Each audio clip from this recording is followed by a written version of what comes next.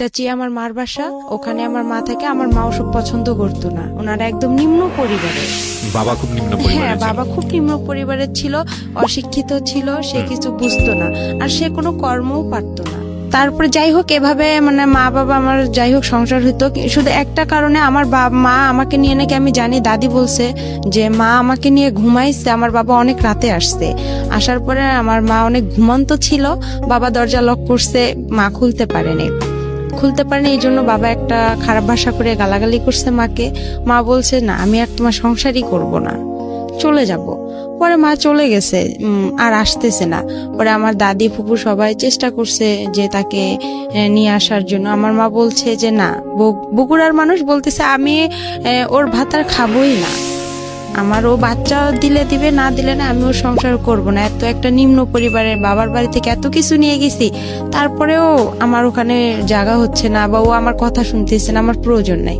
তারপরে আমার বাবাকে একটা সুযোগ দেওয়া হয়েছিল যে আপনি ঘরটা ঠিক করেন, আমি আমার মার বাসা থেকে বাচ্চাকে নিয়ে বেড়ায় এসে। তারপর আমার মা বলছে যে তুমি ঘরটা ঠিক করে আমাকে নিতে আসো। পরে আমার বাবা কি করছে, সে ঘর ঠিক না করে আমার মাকে নিতে গেছে।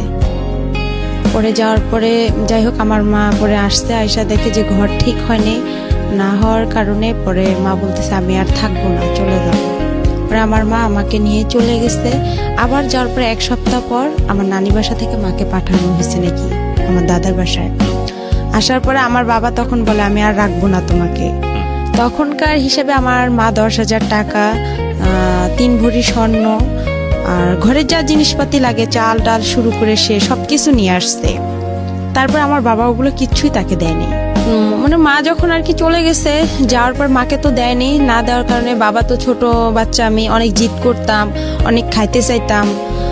একটা মেয়ে তো মানে 4 বছর বয়স, তখন তো তার মার আদরটা সবচেয়ে বেশি প্রয়োজন হয়, বাট আমি তো সেটা পাইনি। বাট না পাওয়ার কারণে দেখা যায় আমি বাবার কাছে সে জিদটা করছি। আমার ফুপি ছিল, দাদি ছিল, আমার দাদি অন্ধ, আমার দাদি অন্ধ, আমার বাবার কারণে অন্ধ হয়ে গেছে। আমার ফুপি রিলেশন করার জন্য আমার বাবাটা পছন্দ করতো না, আমার মা থাকাতে আমার ফুপি রিলেশন করতো। আর আমার মা যেহেতু ননদ আর ভাইয়ের বউ, মানে সব ফ্রি ভাবে বলতো আমার মাকে, তো ফুপি এসব করতো। আমার বাবা এসব শুনছিল, শোনার পরে দাদি বাতাস উঠছে অনেক, দাদিকে জুতা দিয়ে, বালু ছিল বাসায় অনেকগুলো, পরে আর কি বাবা হচ্ছে জুতা দিয়ে দাদিকে মারতে গিয়ে জুতার বালুগুলো দাদির চোখে গেছিল। তারপরে আর কি বাবা অনেক মারধর করতো, মানে অনেক জিদ করতো, মানে কিছু, কিন্তু দাদি ফুপু আমাকে কেউ মানুষ করেনি। সবারই পরিবার ছোট ছিল, আবার এতটা তারা অর্থ ছিল না, সবাই দিন মজুর করতো, কে আমাকে আর দেখবে, আমি তো ছোট বাচ্চা, এত কেয়ার দিয়ে তো রাখার মতো সময় নেই তাদের। পরে বাবার কাছে জিদ করতাম, বাবা মানে এই জন্য মারতো বেশি করে আমাকে। কুয়া আছে, গ্রামের যে কুয়া, আমার বাবা আমাকে কুয়াতেও ফেলে দিছিল, শুকনা কুয়া। পরে আমার মেজো ফুপুর ছেলে আমাকে উঠাইছে ওই কুয়া থেকে, দুধের জন্য অনেক কান্না করছিলাম। আর আমার বাবা তখন থানাতে, আমাদের ভ্যান্না পীরগঞ্জ বলে বড় দরগা, ওখানে থানাতে আমার আব্বা ওখানে বাবুর্চি হিসাবে কাজ করছিল। ওখানকার দারোগার ওয়াইফের বাচ্চা ছিল না, উনি আমাকে চাইছিল, আমার বাবা বলছে না, দিবে না। কিন্তু সে সারাদিন সকালে যায়, রাতে থাকে, থাকার পরে আসতো, মানে তারপর আমাকে সে এতটা ভালোবাসতো না। তারপর আমার মার কাছে খবরটা চলে যায়, যার পর আমার মা বলে যে ওকে দিয়ে যাও রেবাকে আমার কাছে। তো আমার বাবা বলতেছে না, জীবন গেলেও দিব না। আর আমার আব্বু একটু বেশি থানা পুলিশ সে একটু ইয়া করতো, আমার মারা আবার একটু ভয় করতো যে একটা মান সম্মানের ব্যাপার আছে থানা পুলিশ, আচ্ছা ওর মেয়েকে ওই নিয়ে থাক। এভাবেই আমার মার সাথে আমার বাবার এখানেই সামর্থ্য হয়ে গেল। হওয়ার পরে আমি আর মানে তখন আমার দাদির কাছে ছিলাম, আমার রংপুরে আমার ছোট মার বাসা, ওখানে আমার আব্বু যে বাবুর্চির কাজ করতো, ওখানে যে আবার থানাতে আরেক লোক, উনি জানি কি কাজ করতো এটা জানি না, বাট উনি আবার বলছিল যে এখানে আমাদের রংপুরে এক মহিলা আছে, তুমি কি তাকে বিয়ে করবা? ওই মহিলার হচ্ছে আগে বিয়ে হয়ে গেছে, এরকম তুমি যে বিয়ে করতে চাও। তো আমার বাবা বলছে আমার একটা মেয়ে আছে, কিন্তু তাকে বলতে হবে যে আমার মেয়েটা আছে, এভাবে তাকে দেখতে হবে। তারপরে যাই হোক, তারা বিয়ে করছে আমাকে। তারপরে দেখা যায় মানে হালকা আমি যে একটু বুঝি যে মা কিরকম, না এতটাও বুঝি না যে আমার ওটা সৎ মা বা এরকম। ওখানে গেলাম, আমরা ভাড়া বাড়িতে উঠলাম রংপুরে শহরের ভিতরে। ভাড়া বাড়িতে ওঠার পরে আমার আব্বা ওখানে আপনার প্রথমে কাঁচামালের ব্যবসা দিল। কাঁচামালের ব্যবসা দেওয়াতে আমার আব্বু অনেক লস খাইলো। লস খাওয়ার পরে সে মানুষকে অনেক বাকি টেকি দিয়ে আমার সৎমা বাবার বাড়ি থেকে জায়গা বিক্রি করে আনছে। তারা আবার একটু স্ট্যান্ডার্ড ফ্যামিলি, সে আবার পছন্দ করতো না যে সে একদম রিক্সা চালাক ভ্যান চালাক, এটা তার একটা মানে মান সম্মানের ব্যাপার ছিল, সে চাইতো না। সে জায়গা বিক্রি করে না তাকে ওটা যে সে দেখে সেটাতেও লস খেলো। পরে তাকে কি করা হলো, রিক্সাতে দেওয়া হলো। রিক্সা চালায় আমার সৎমা আমাকে আবার এতটা ভালোবাসে না। মানে সে বলে যে সতীন নাই, সতীনের কোনো বাচ্চা কাচ্চাও ভালো লাগে না, আমি কি সতীনের সংসার করব? তখন এই আমাকে নিয়ে রেগুলার আমাদের ঝগড়া হয় আমার বাবা মার। মানে আমি তো কোনো কথা বলতে পারি না, তখন আমার টাইফয়েড নিউমোনিয়া। তারপরে এভাবে আর কি মানে সে আমাকে নিয়ে তাদের খুব আপনার সৎমার ঝামেলা করতো? হ্যাঁ, অনেক ঝামেলা করতো, অনেক মারধর হইতো। এভাবেই আর কি দিনগুলো চলে গেল। 2-3 বছর চলে গেল। যাওয়ার পরে আমার সৎ নানার বাসায় চলে আসলাম আমরা। চলে আসার পর ওখানে আমার মানে সবাই আর কি মানে গ্রাম অঞ্চলে ও এক কথা বলতো, ও এক কথা বলতো, মানে আমি বাট আমার মার সব কথা শুনতাম। আচ্ছা, যাতে আমি এতটুকু আমার মেধাতে ছিল যাতে সে আমাকে ভালোবাসে, আমি যাতে তার কাছে মার আপনি কি ছোটবেলাতে বুঝতেন যিনি আমার সৎ মা আমার আসল মা না? এটা বুঝতেন? এতটা বুঝতাম না। আচ্ছা, ওই সময় অন্য কোনো ভাই বোন ছিল না? শুধু আপনি? না, শুধু আমি ছিলাম। শুধু আপনি ছিলেন। ওকে। তখন আমার মার এতটা বয়স ছিল না, আমার সৎ মার, ওনারও হালকা বয়স ছিল। জি। তারপরে নানার বাসায় আসলাম। আসার পর গ্রাম অঞ্চলে এ এক কথা বলে, ও এক কথা বলে, তখন আরো আমার খারাপ লাগে। তখনই আস্তে আস্তে বুঝতে পারি যে এটা আমার সৎ মা, বা যাই হোক আমাকে অনেক মারে, এটা করে। আমি সব কাজ করি তার মন জোগার জন্য। না, এখানে একটা আছে, আমার ভাই হয় শহরে, আমার একটা ভাই, ওই আমার সৎ মার ছেলে হয়। ওই ছেলেকে শহরে তখন আমি সম্পূর্ণ দেখাশোনা করি। কিন্তু ওর যখন আমার মার গর্ভে থেকে হয়েছে তখন থেকে ওর আমি যে হাগু মুতু করে যে কাপড়গুলো আমি সম্পূর্ণ ধুয়ে দিছি, আমার সৎ মাকে কিন্তু কিছু করতে দেনি। যাই হোক, ঠিক আছে, হ্যাঁ বলেন। তারপরে এখান থেকে আমরা চলে আসলাম আমার নানার বাসায়, শেখপাড়া, আমাদের রংপুরে। শেখপাড়া যখন আসলাম, আসার পরে ওখানে বড় হলাম। আস্তে আস্তে ওখানে আমাকে স্কুল ভর্তি করে দেওয়া হলো, প্রাইমারি স্কুলে। ওখান থেকে আমি মানে 3তে যখন উঠলাম তখন আমার বাবা কি করলো, আমার মার সাথে রেগুলার ঝগড়া হয়। আমার বাবা আবার সৎ মা, তারপরে ওনার যে ফ্যামিলি আত্মীয় স্বজন গুলো আছে তাদের সঙ্গে কথা বলে না।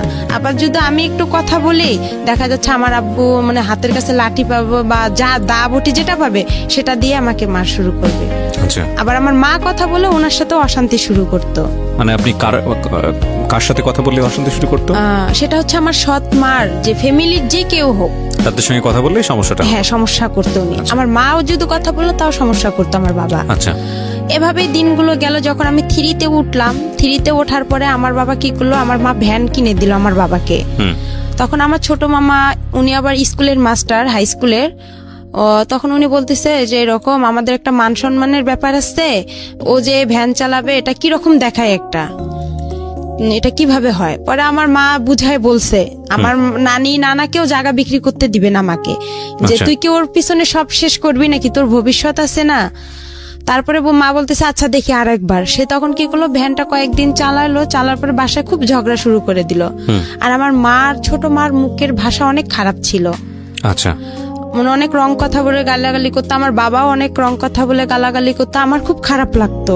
আমি যদি ওখানে কথা বলতাম, দেখা যেত আমার বাবা আমার মার সাথে কিছু না করতে পেয়ে আমাকে সে দেখা যায় খুব মারধর করতো, এমন মারতো যে আমার শরীর ফেটে রক্ত বের হতো। আবার দেখা যেত আমাকে রশি দিয়ে সে হাত পাও বেঁধে রাখতো, বেঁধে ঘরে বন্দি করে রাখতো। তারপরে এভাবে মারতো। মারার পরে যাই হোক, সেদিন ও রাতে বাসায় কোনো খাবার দাবার কিছু আনে নেই, চাল ডাল কোনো তরকারি আনে নেই। আমার ভাইটাও ছোট। তারপরে ও একটু হাঁটে আস্তে আস্তে। ওরও মনে হয় 3 বছর কি 4 বছর। তখন বাবা কি করলো, আমি 3তে উঠলাম, আমার ফাইনাল পরীক্ষা দিতে হবে। পরে আমার বাবা কি করলো, ভ্যানটা নিয়ে আমার দাদার বাসায় চলে আসলো, ভ্যান্ডাবাড়িতে চলে এসে আমার বাবা 2-3 দিন ওখানে থাকার পরে ভ্যান বিক্রি করে দিছে। তখন আমার সৎমা বলতেছে, আবার আমার মামা নানা নানি সবাই বলতেছে যে ওর তো বাবা নাই, ও কি খাবে এখানে, তুই না হয় তোর সন্তানরে কাজ টাজ করে খাওয়াবি, তোর মেয়েরে কে খাওয়াবে, তোর সৎ মেয়েরে।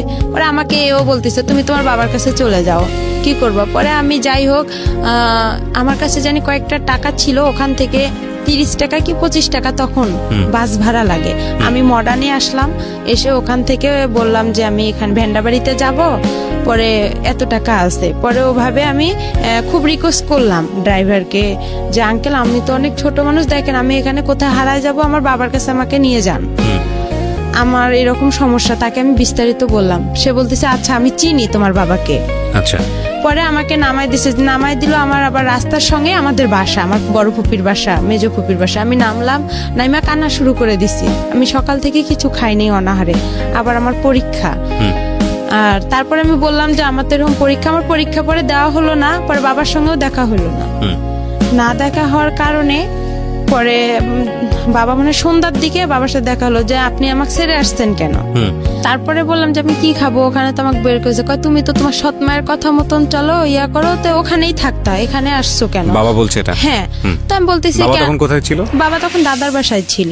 আচ্ছা। তখন আমি বললাম যে আমি ওখান থেকে কি করব, ওরা সবাই আমাকে এই কথা বলতিছে। পরে ওখানে কোন থাকলাম। ক্লাসে পড়েন তখন? তখন আমি 3-তে। ক্লাস 3-তে, ওকে। তারপরে বাবা ওখানে কয়েক মাস থাকার পরে দেখা যায় আবার আমরা কি করলাম, বাবার আর মানে ভ্যানটা বিক্রি করে খাওয়া আর তো কিছু নাই তার, সে বিক্রি করে খাবে। আমার দাদি তো অন্ধ, তারও কিছু জিনিস ছিল, সেগুলোও সে দেখা যায় কিছু টাকা ছিল তার বয়স্ক ভাতা, এগুলাও সে মানে ঘরে চাল ডাল ছিল, বস্তা ছিল, চালের ধান ছিল, এগুলো সম্পূর্ণ খাওয়ার পরে আমার দাদিকে আর দেখতে পারে না। আমার দাদি কিন্তু অন্ধ। যাই হোক, এটা হওয়ার পরে বাবা কিছুদিন পর আমাকে নিয়ে আবার রংপুরে চলে গেল, শহরে লালবাগে কারমাইকেল কলেজের অপোজিট সাইডে, ওখানে আবার বাসা ভাড়া থাকে। ওখানে আমরা বড় একটা রুম নিলাম ছোট দেখে, আমার বাবা ওখানে রিক্সা নিল। পরে ওই আমার যে নানার বাড়ি, সৎ নানার বাসা, ওখান থেকে কিছু মামারা যাওয়া আসা করে, কাঁচামালের ব্যবসা আপনার সিও বাজারে, পৌর বাজারে তারা যায়, তাদেরকে আমি দেখি, বলে যে ওই যে রেবা, খালেদার মেয়ে, আমার সৎমার নাম ছিল খালেদা, বলে খালেদার মেয়ে। পরে এই কথা বলার পরে তা আমি বলতাম মামা আমরা তো এখানে আসছি এরকম বিষয়, দেখেন মা আর আব্বুকে আবার একসঙ্গে করা যায় নাকি। পরে আমি আবার অসুস্থ হইলাম। অসুস্থ হওয়ার পরে আমার বাবাকে বললাম যে আপনি কাউরে না কাউরে ধরেন, আবার ওখানে যাইতে হবে, আমার পরীক্ষা দিতে হবে। 1 মাস পরে কিন্তু আমরা আসছিলাম এখানে। পরে 1 মাস পরে আবার কি হলো, 1 মাস থাকলাম শহরে ভাড়া বাসায়, আমার আব্বা রিক্সা চালাইলো।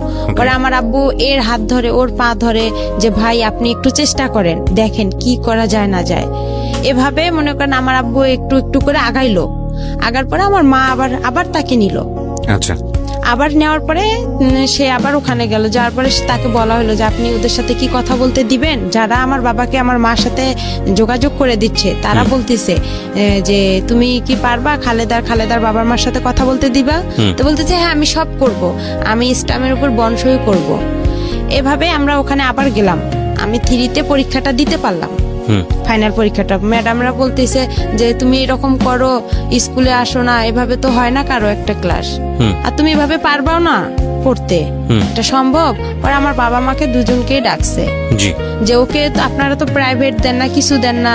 তারপরে আমার স্কুলের যে পাড়া প্রতিবেশী যারা আছে কিছুজন তো ভালো আছে, পরে ওনারা গিয়ে বলছে ও সৎ মা, আচ্ছা ওর সাথে এরকম করে, ওকে তো কিছু দেয় না। আমাকে আমার বাবা মা প্রাইভেট দিত না, আমি যে মাসে 300 টাকা করে পাইতাম আপনার, ওইটাও মনে করেন 3 মাস পর 300 টাকা করে সরকারে দিত প্রাইমারি স্কুলে। ওখান থেকে ওই টাকাটা কি করতো আমার বাবা মা খরচ করতো।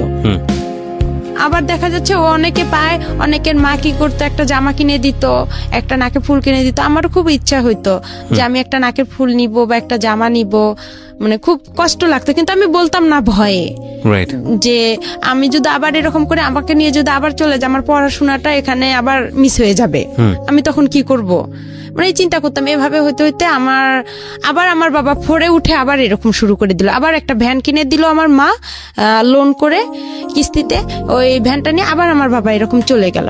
কিছুদিন পর চলে যাওয়ার পরে দেখা যাচ্ছে আর আমার মা নিচ্ছে না, তখন আমি আরো একটু বড় হয়ে গেলাম, হালকা একটু সাবাল্য হলাম, একটু বুঝতে পারলাম।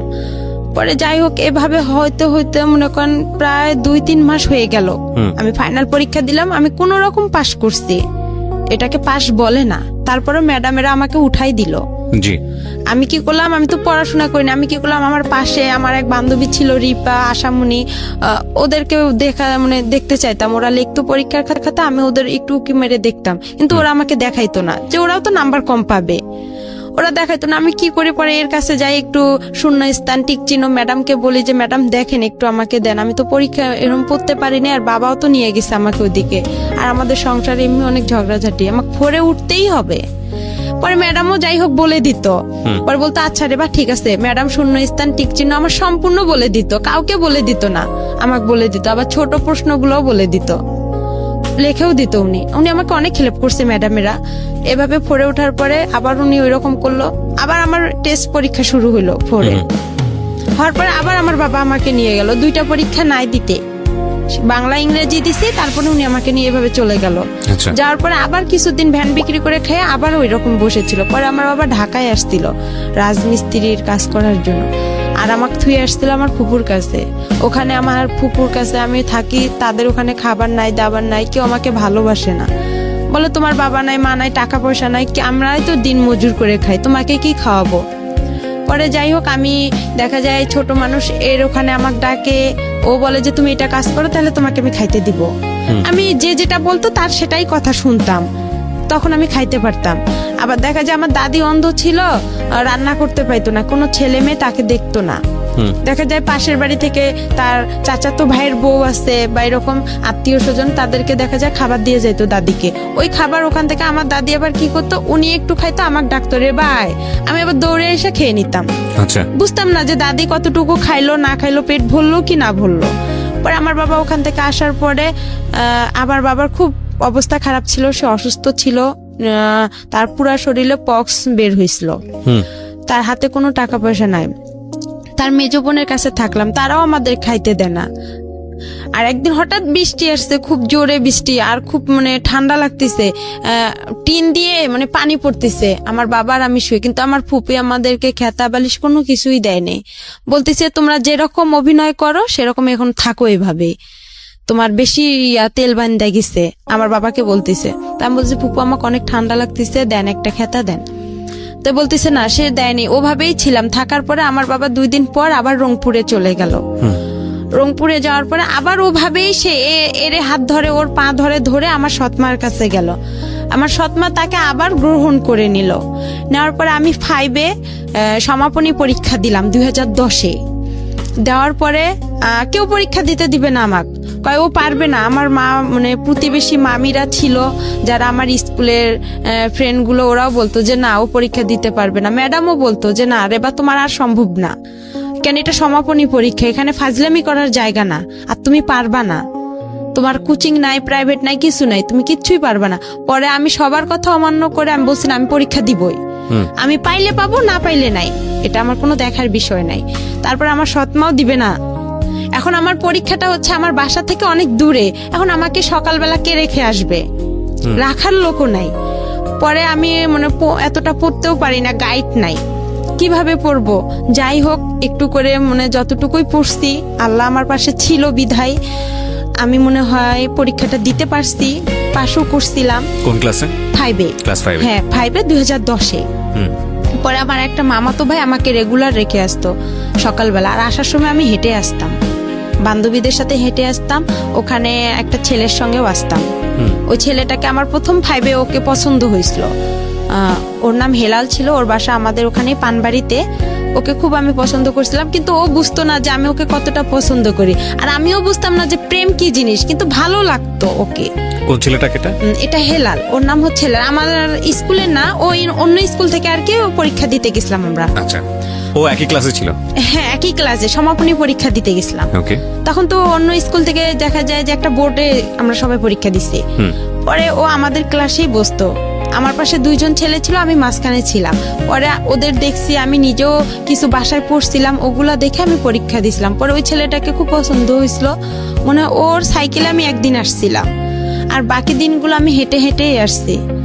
আর তখন খুব কষ্ট লাগতো, আর আমি মানে অনেক কিছু খাইতে ইচ্ছা করছিল, যে পরীক্ষা দিতে আসছি আমি কিছু খাই, বা অনেকে তো খাইতেছে, আমার সেরকম টাকা ছিল না।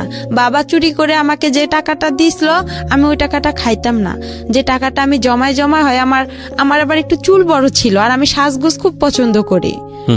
আর আগে আমি একটু চাইতাম যে আমি মানে একটা লং জামা পরবো না, একটু শর্ট জামা পরবো, একটু ভালো জামা পরবো, কম দামি পরবো না, ভালো পরবো।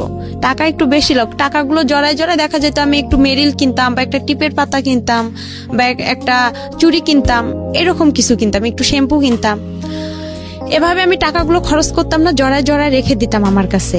রাখার পরে এভাবে আমি পরীক্ষা দেওয়া হয়ে গেল, আমার রেজাল্টও বের হইলো। রেজাল্টে আমি সেরকম ভালো পাইনি, আমি সেকেন্ড ডিভিশন, ওটা তখন জানি কি ছিল, কিন্তু কোন আমি ক্লাসে? 5-এ সমাপনী আমার শুরুতে। ঠিক আছে, আপনি পাশ করেছেন, হ্যাঁ, তারপর? কোন রকম পাশ করেছি, করার পরে আমাকে 6-এ 11তেই ভর্তি শুরু হচ্ছে। পরে ওখানে আমাকে ভর্তি করা হলো। আমাকে ভর্তি করবে না, আমার মা বলতেছে না ও পারবে না, আমাকে বিয়ে দিয়ে দিবে।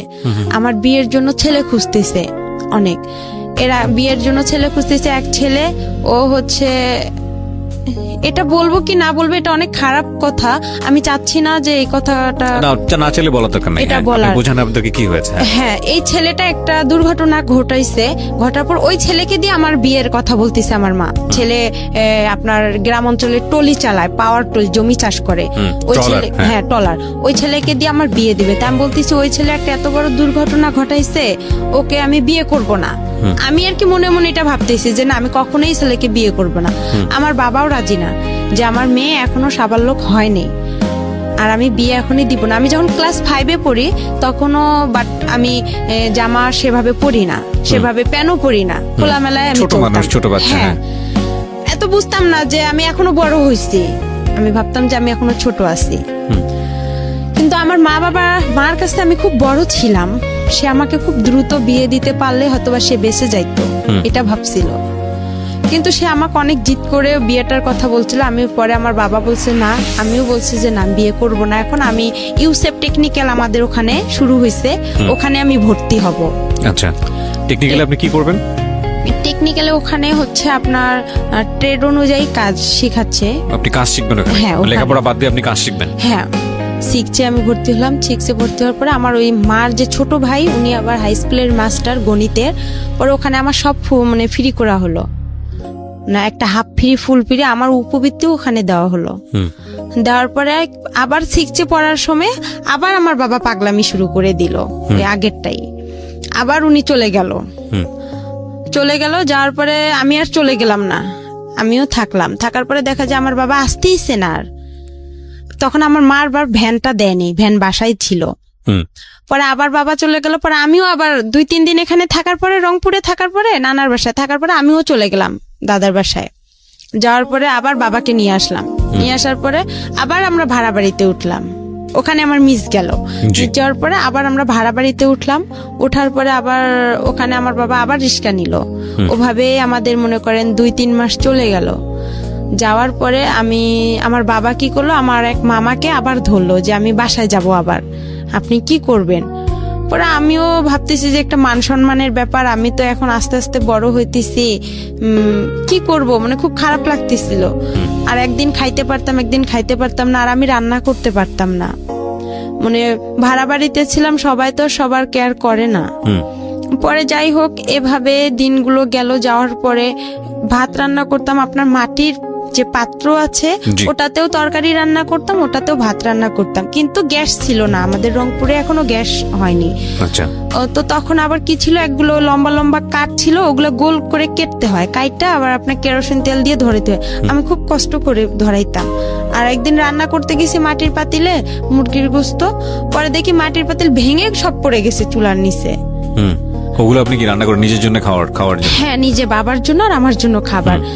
এখন হোটেল থেকে খাবার খাওয়া তো আর পোষাইতো না। বাবা যে ইনকাম করতো, সেই ইনকামে দেখা যায় রিস্কার যে আপনার যে ভাড়াটা ওখানে মানে ইনকাম করে নাকি রাতে আবার একটা জমা দিতে হয়, সে জমাটা যদি এখন দেয় তাহলে আমাদের আর খাবারের টাকা থাকতো না। আমার বাবা যে এদিকে যাওয়ার জন্য এর কাছে যাইতো, ওর কাছে যাইতো, দেখা যায় সে সময় পাইতো না, যে ইনকামটা করতো জমাটাই দিতে পারতো না, তাহলে কিভাবে খাবো?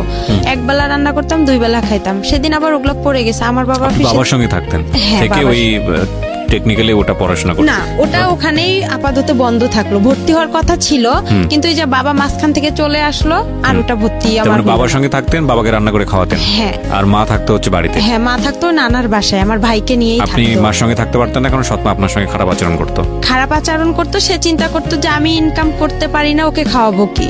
আমার আচ্ছা। তো ছেলে আছে, তাকে তো খাওয়াইতে হবে। ওকে, আপনার বাবা খরচ দিত না আপনার সৎ মাকে? না, সে খরচ ও। দিত না, টোটালি বন্ধ ছিল। ঠিক আছে, বলেন তারপর। তারপরে যাই হোক এভাবে আর কি আমি ওখানে পরে মুরগির মাংস পড়ে গেছে, আর অনেক শীত ছিল। আমার বা একটা চকি ছিল, ভাড়া বাসায় একটা চকি দিত বাড়িওয়ালারা। চকিতে খেতা বালিশ কোনো কিছুই ছিল না।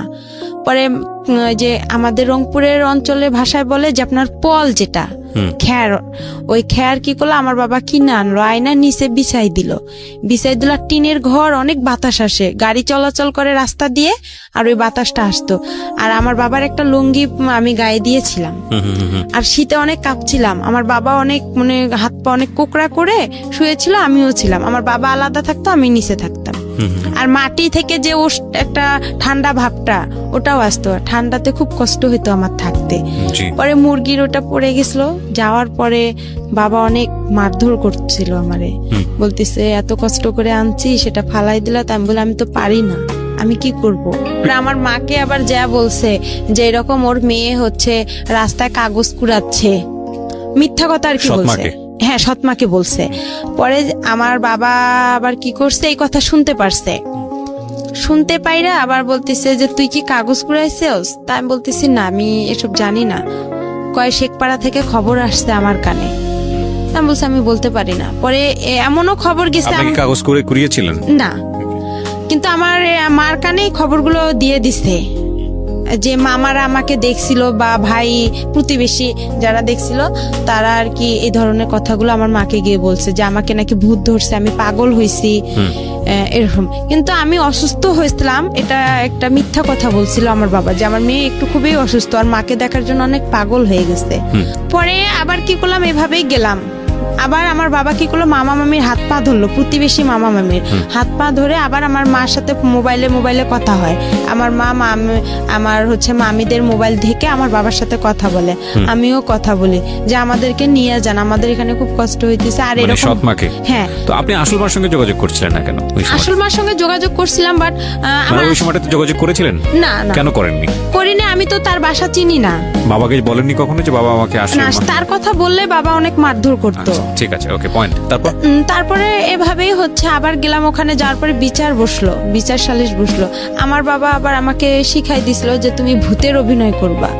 পরে আমি আবার কি করলাম, যে আমার মাথা ভারী হয়ে গেছে, আমার খুব খারাপ লাগতেছে, হাত পা জ্বলা মানে আমাকে বলতেছে যে তুমি এরকম করলে তোমার মা তোমাকে ওখানে রাখবে, আমাকেও রাখবে। আচ্ছা। পরে আর কি যাই হোক আমি বলতেছি আমার হাত পা, আমাকে যেভাবে আর কি আমার বাবা বলছিল যে তুমি এভাবে বলবা যে আমার মাথা ঘুরাইতেছে, আমার খারাপ লাগতেছে, তখন আমি এভাবেই বলছি। বলার পরে আমার কি করলো, আমার মামা বলতেছে তাহলে ডক্টর ডাকি, তাহলে ওই যে আমার আবার সৎ না, উনি আবার কবিরাজ ছিল, বলতেছে ওনাকে ডাকি। পরে উনি যাই হোক ডাইকা গা ঝাইরা দিছে। আমি আর পাইতেছি না যে আমি আর কি বলবো না, আর এসব করাটাও ঠিক না, আমি মনে মনে চিন্তা করতেছি। পরে আমি পানি টানি খেয়ে একদম ফুল রেস্ট নিলাম। পরে দেখতেছি ওরা সবাই মিলে যাই হোক আমার মা আর বাবাকে একসঙ্গে করে দিল। দেওয়ার পরে ওখানে থাকার পরে 2-1 মাস হয়ে গেল। হওয়ার পরে আবার আমি 6-এ ক্লাস করতেছিলাম। তখন আমার ছোট মা বলতেছে যে এরকম করাটা কি ঠিক? পরে আমার তো কোচিং নাই, 6-এ সবাই ভর্তি হয়ে আপনার গণিত, ইংলিশ সেকেন্ড পার্ট, এগুলোর বিজ্ঞান, এগুলার কোচিং করে। তখন ওরা সবাই বলতেছে কিরে রে বা তুই মিঠু স্যারের কাছে ইংরেজি পড়বি? তখন আমি বাসায় এসে বললাম যে এরকম প্রাইভেট দিতে হবে, তো আমারে কোচিং করতে হবে, না এলে স্যারেরা অনেক বকাবকি করে। পরে আমার ছোট মামা, আলমগীর মামা, আমাদের ক্লাস নিল, প্রথম ক্লাস গণিত। সেদিন উনি অঙ্ক দিছে, আমি অঙ্ক পারিনি। না পারার কারণে আমার মামা আমাকে 2 হাতে মানে একটা বড় বাঁশের লাঠি দিয়ে আমার 2 হাতে 6টা কি 5টা মারছে, অনেক জোরে জোরে। ক্লাস 6-এর ঘটনা? হ্যাঁ, ক্লাস 6-এর ঘটনা। কেন পারোনি? পরে আমি টেনশন, বাসায় আসলাম, আইসা খারাপ লাগলো যে আপন মামা হলে কি পারতো সে আমাকে মারতে? সে তো জানে যে আমাদের ফ্যামিলির অবস্থাটা কি, আর আমি তো কোচিং করতে পারবো না, আমার তো সেরকম সামর্থ্য নাই, আর আমি কোনো স্যারের কাছেও যা বলতে পারবো না।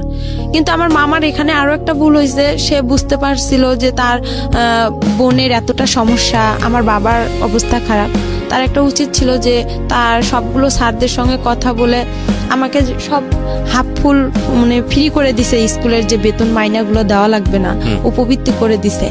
তার একটা উচিত ছিল যে একটা এরকম অসহায় মেয়ে সবাই থেকেও না থাকা, তাকে আমরা একটু যদি কোচিং দেই, সব স্যারেরা মিলে সবাই যদি একটু হেল্প করতাম, তাহলে আজকে হয়তো বা আমার জীবনটা আরো বেশি ভালো হতো। তারপরে এভাবে আমি আবার কি করলাম, যে দেখি কোচিং টুচিং পাইতেছি না, পরীক্ষাও দিতে পাইতেছি না। পরে আমি কি করলাম, ওই যে আপনার টেকনিক্যালে ভর্তি হওয়ার জন্য আমি বাসা থেকে মাকে চাপ দিলাম। আচ্ছা, পরে আমার কাছে কিছু টাকা ছিল, আমার দাদিও কিছু টাকা দিছিল, ওই দিয়ে আমি 2টা মুরগি কিনছিলাম বাসায়। মুরগি কেনার পরে আমার আবার যে বয়সটা, এই বয়সে আবার আমার জন্ম নিয়ন্ত্রণের কার্ড হবে না। জন্ম নিবন্ধন। হ্যাঁ, জন্ম নিবন্ধন, ওটা কার্ড হবে না। না হওয়ার কারণে এখন ওখানেও তো আমাকে ভর্তি নিবে না। ওখানে যে আপুগুলো পড়ছে ওদের সাথে আমি যোগাযোগ করছি যে আপু আমিও টেকনিক্যালে ভর্তি হব। পরে আমি গেলাম, আমাকে স্যারেরা বলতেছে তুমি অনেক ছোট, তোমার বয়স নাই, তোমাকে এখানে নেওয়া যাবে না। আর এখানে আমরা সাধারণত নেই 13 থেকে 14 বছরের মেয়েদেরকে, তোমার তো সে বয়সটা এখনো হয়নি, তুমি তো কথাই বলতে পারবে না। পরে আমি বললাম স্যার আপনারা তারপরে দেখেন না, এখানে তো গরিব অসহায় মেয়েদেরকে বেশিরভাগ নেওয়া হয়, যাদের পরিবার খারাপ। তারপর আমি বললাম যে আপনি আমার বাসায় যায়েন, যাওয়ার পরে দেখেন। পরে সেদিন গেলাম, নিল না আমাকে। তারপরে আবার আমি বাসায় আসলাম, আসার পরে মাকে বললাম যে আমাকে তো নিতেছে না। পরে আমার মামা, যে ছোট মামা গণিত মাস্টার, ওনার সঙ্গে আবার আমাদের হচ্ছে ওখানকার একজন ভালো ব্যক্তি, উনি খুব প্রভাবশালী লোক, ওনার সাথে আবার আমার মামার খুব ভালো একটা সম্পর্ক। পরে আমার মা কি করলো, ওনাকে বললো, ওনার দ্বারাই আবার কি করলো, ওনাকে বললো যে আমার ভাগ্নিটা এরকম টেকনিক্যালে ভর্তি হতে চাচ্ছে, ফ্যামিলি এরকম, একটু আপনি চেষ্টা করে দেখেন। উনি আবার হচ্ছে আমি যে প্রাইমারি স্কুলে পড়ছি ওই ম্যাডামের হাজবেন্ড। ও পরে এখন হচ্ছে আমার ম্যাডামও বলছে যে, ম্যাডামের বাসায় 2-3 দিন গেছিলাম, যাওয়ার পরে ম্যাডামকে বলছে যে আমার ম্যাডাম এরকম অবস্থা, আপনি তো সবকিছুই জানেন। ম্যাডামরাও সবাই জানতো যে আমার ফ্যামিলিটা এরকম। জানার পরে যাই হোক, ম্যাডাম কি করছে, আবার ওনার হাজবেন্ডকে বলছে, রেবাকে দেখো একটু চেষ্টা করে টেকনিক্যালে ভর্তি করে দেওয়া যায় নাকি। পরে স্যার উনি আবার গেল, যাওয়ার পরে স্যারের সঙ্গে কথা বললো ইউসেফ টেকনিক্যালে।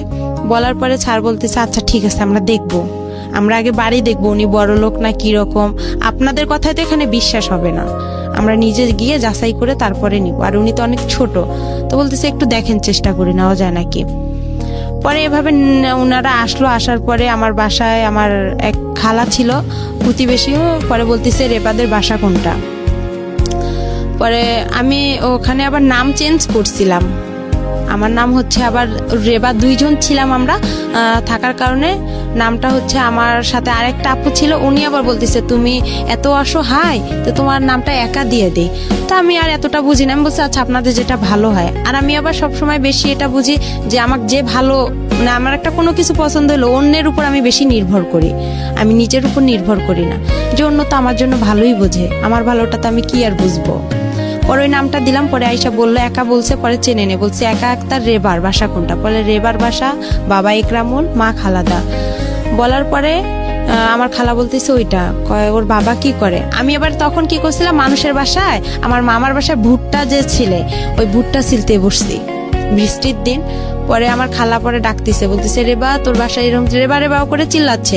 পরে স্যার নাকি বলতেছে যে ওকে ডাকতে হবে না, ওর বাসা কোনটা দেখায় দেন। পরে বলতেছে এইটা, বলতেছে আপনি কি সত্যি কথা বলতেছেন, বলতেছে হ্যাঁ। ওর কি সৎ মা, ওর বাবা কি ভ্যান চালক, বলতেছে হ্যাঁ।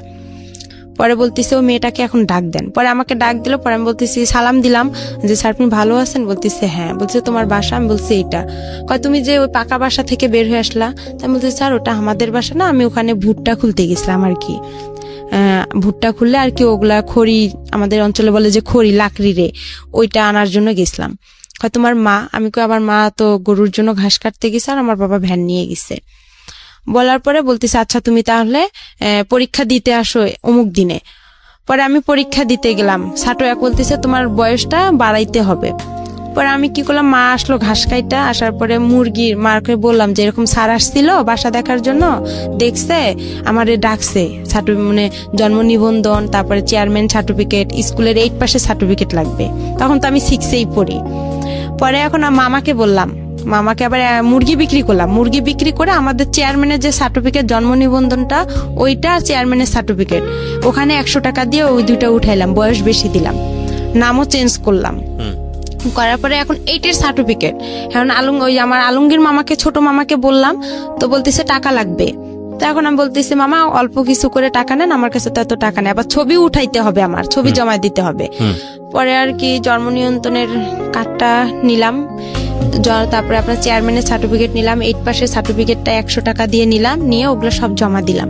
জমা দেওয়ার পরে স্যারেরা আমাকে নিবে না, আরেকটা স্যার আমাকে নিবে না, হেড স্যার ওখানকার বলতেছে না এই মেয়ে চলবে না। পরে স্যার বলতেছে স্যার আপনি নেন। আমার জন্য ওই স্যার অনেক রিকোয়েস্ট করছে স্যারকে, তারপরে উনি আমাকে নিল, নিয়ে আমি ট্রেডে ভর্তি হলাম, টেইলারিং এ আর কম্পিউটারে। ওখানে আবার 1 বছরের কোর্স, 6 মাস হচ্ছে আপনার মহিলাদের কাজ শিখায়, 6 মাস পুরুষদের কাজ শিখায়। ওখান থেকে আপনার আবার টাকাও দেয় ওরা, প্রতি মাসে 300 করে, খাতা কলম সবকিছু ফ্রি। ওকে। ওখান থেকে সবকিছু। পরে ওখানে আমি কাজ শিখলাম 1 বছর, 1 বছরে আমার 100 টাকা করে জমা থাকলো, 1200 টাকা। ওরা 400 করে দেয়, 100 করে ওখানে কাইটা রাখে। যখন আমরা ওখান থেকে বের হয়ে আসি তখন উনি 1200 টাকা স্যারেরা দিয়ে দেয়, আর ওনারা ওখান থেকে চাকরি দিয়ে দেয়। পরে আমি এভাবে পড়তেই থাকলাম, 6 মাস হয়ে গেল। হওয়ার পরে আমি যে হোক আমাকে বাসা থেকে আমি যে টাকাটা খরচ করি, এই টাকাটা আমার বাবা মা হিসাব চায়, বলতেছে টাকাটা তুমি দাও। পরে আমি ওই টাকাটা দিয়ে কি করে আমি একটু ক্রিম কিনি বা আমার যেটা খাইতে মন চায় আমি ওইটা খেয়ে ফেলি, টাকাটা আর আমি বাসায় দেই না। আর টাকাটা দিয়ে বাসায় দিই না, তখন ওখান থেকে আবার কি করি মার জন্য আপনার ব্লাউজ কিনি, পেটিকোট কিনি। কিসের কাজ করতেন আপনি ওই সময়? ওখানে টেইলারিং এর কাজ করতাম। টেইলারিং কাজ করতেন। লেখাপড়া বন্ধ হয়ে গেল? হ্যাঁ, লেখাপড়া আমার টোটালি বন্ধ হয়ে গেল ক্লাস 6 এ থাকা অবস্থায়। হ্যাঁ, ওকে। বন্ধ হয়ে গেল। হওয়ার পরে আমি ওখানে কাজ শিখতেছি, শেখার পরে ওখান থেকে কি করি যে জামা কাপড় বানানো হয়, ওখান থেকে আবার বিক্রি হয়। তা আমি আবার কি করি, সবার মার জন্য নেয়, আমি আমার মার জন্য ব্লাউজ পেটিকোট এগুলো ওখান থেকে বানাই নিতাম টাকা দিয়ে। আমার যে টাকাটা পাইতাম আমি প্রতি মাসে, 1 মাস পর 300 টাকা, ওইটা দিয়ে আমি কি করলাম আমার মার জন্য ব্লাউজ নিতাম, এটা নিতাম, আমার ভাইয়ের জন্য নিতাম, বা মাঝে মধ্যে বাসায় খাবার টাবারও নিয়ে আসতাম। এভাবে আমার কয়েকটা দিন চলে গেল প্রথম নতুন ভর্তি অবস্থায়। যাওয়ার পরে তারপরে আবার কি করলো, আমি হচ্ছে ওখানে আমার যে ওই আমার মার সৎ মার বড় ভাইয়ের ছেলে, নাম ওর হচ্ছে আলামিন। তখন এখন আমি আবার কি করলাম, আমার ছোট অবস্থায় আমি আবার রিলেশন মানে এতটা বুঝতাম না, কিন্তু ভালো লাগতো। আলামিনের আগে হচ্ছে ওখানে আরেক মামাতো ভাইয়ের সাথে তার সঙ্গে আর কি আমার সম্পর্ক হয়ে যায়। ও হচ্ছে টেকনিক্যালে পড়ে, ও আগে বের হইছে। পরে বের হওয়ার পর ওই আমাকে ওখানে ভর্তি করাইছে, মানে খোঁজ দেওয়া হয়েছে যে এখানে ইউসুফ টেকনিক্যাল হইছে। পরে ওই ছেলে আর কি, ওর সাথে আমার কয়েকদিন কথা হয়, হওয়ার পরে এটা নিয়েও আমার বাসায় খুব অশান্তি শুরু হয়। আমার মা আমাকে অনেক মারধর করে।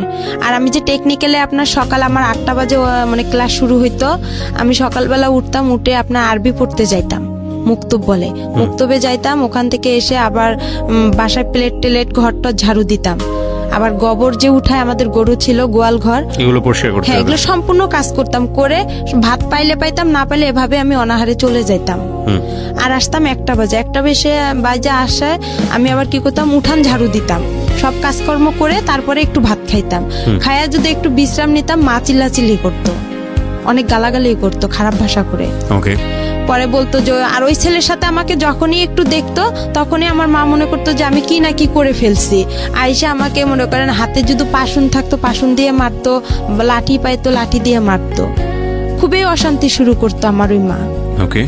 আর আমি ভালো ঠিকভাবেও আমার মা আর বাবার কাছে আমি এমন কিছু পাইনি যে তারা আমাকে আদর দিছে, ভালোবাসা দিছে, মানে এতটুকু পাইনি।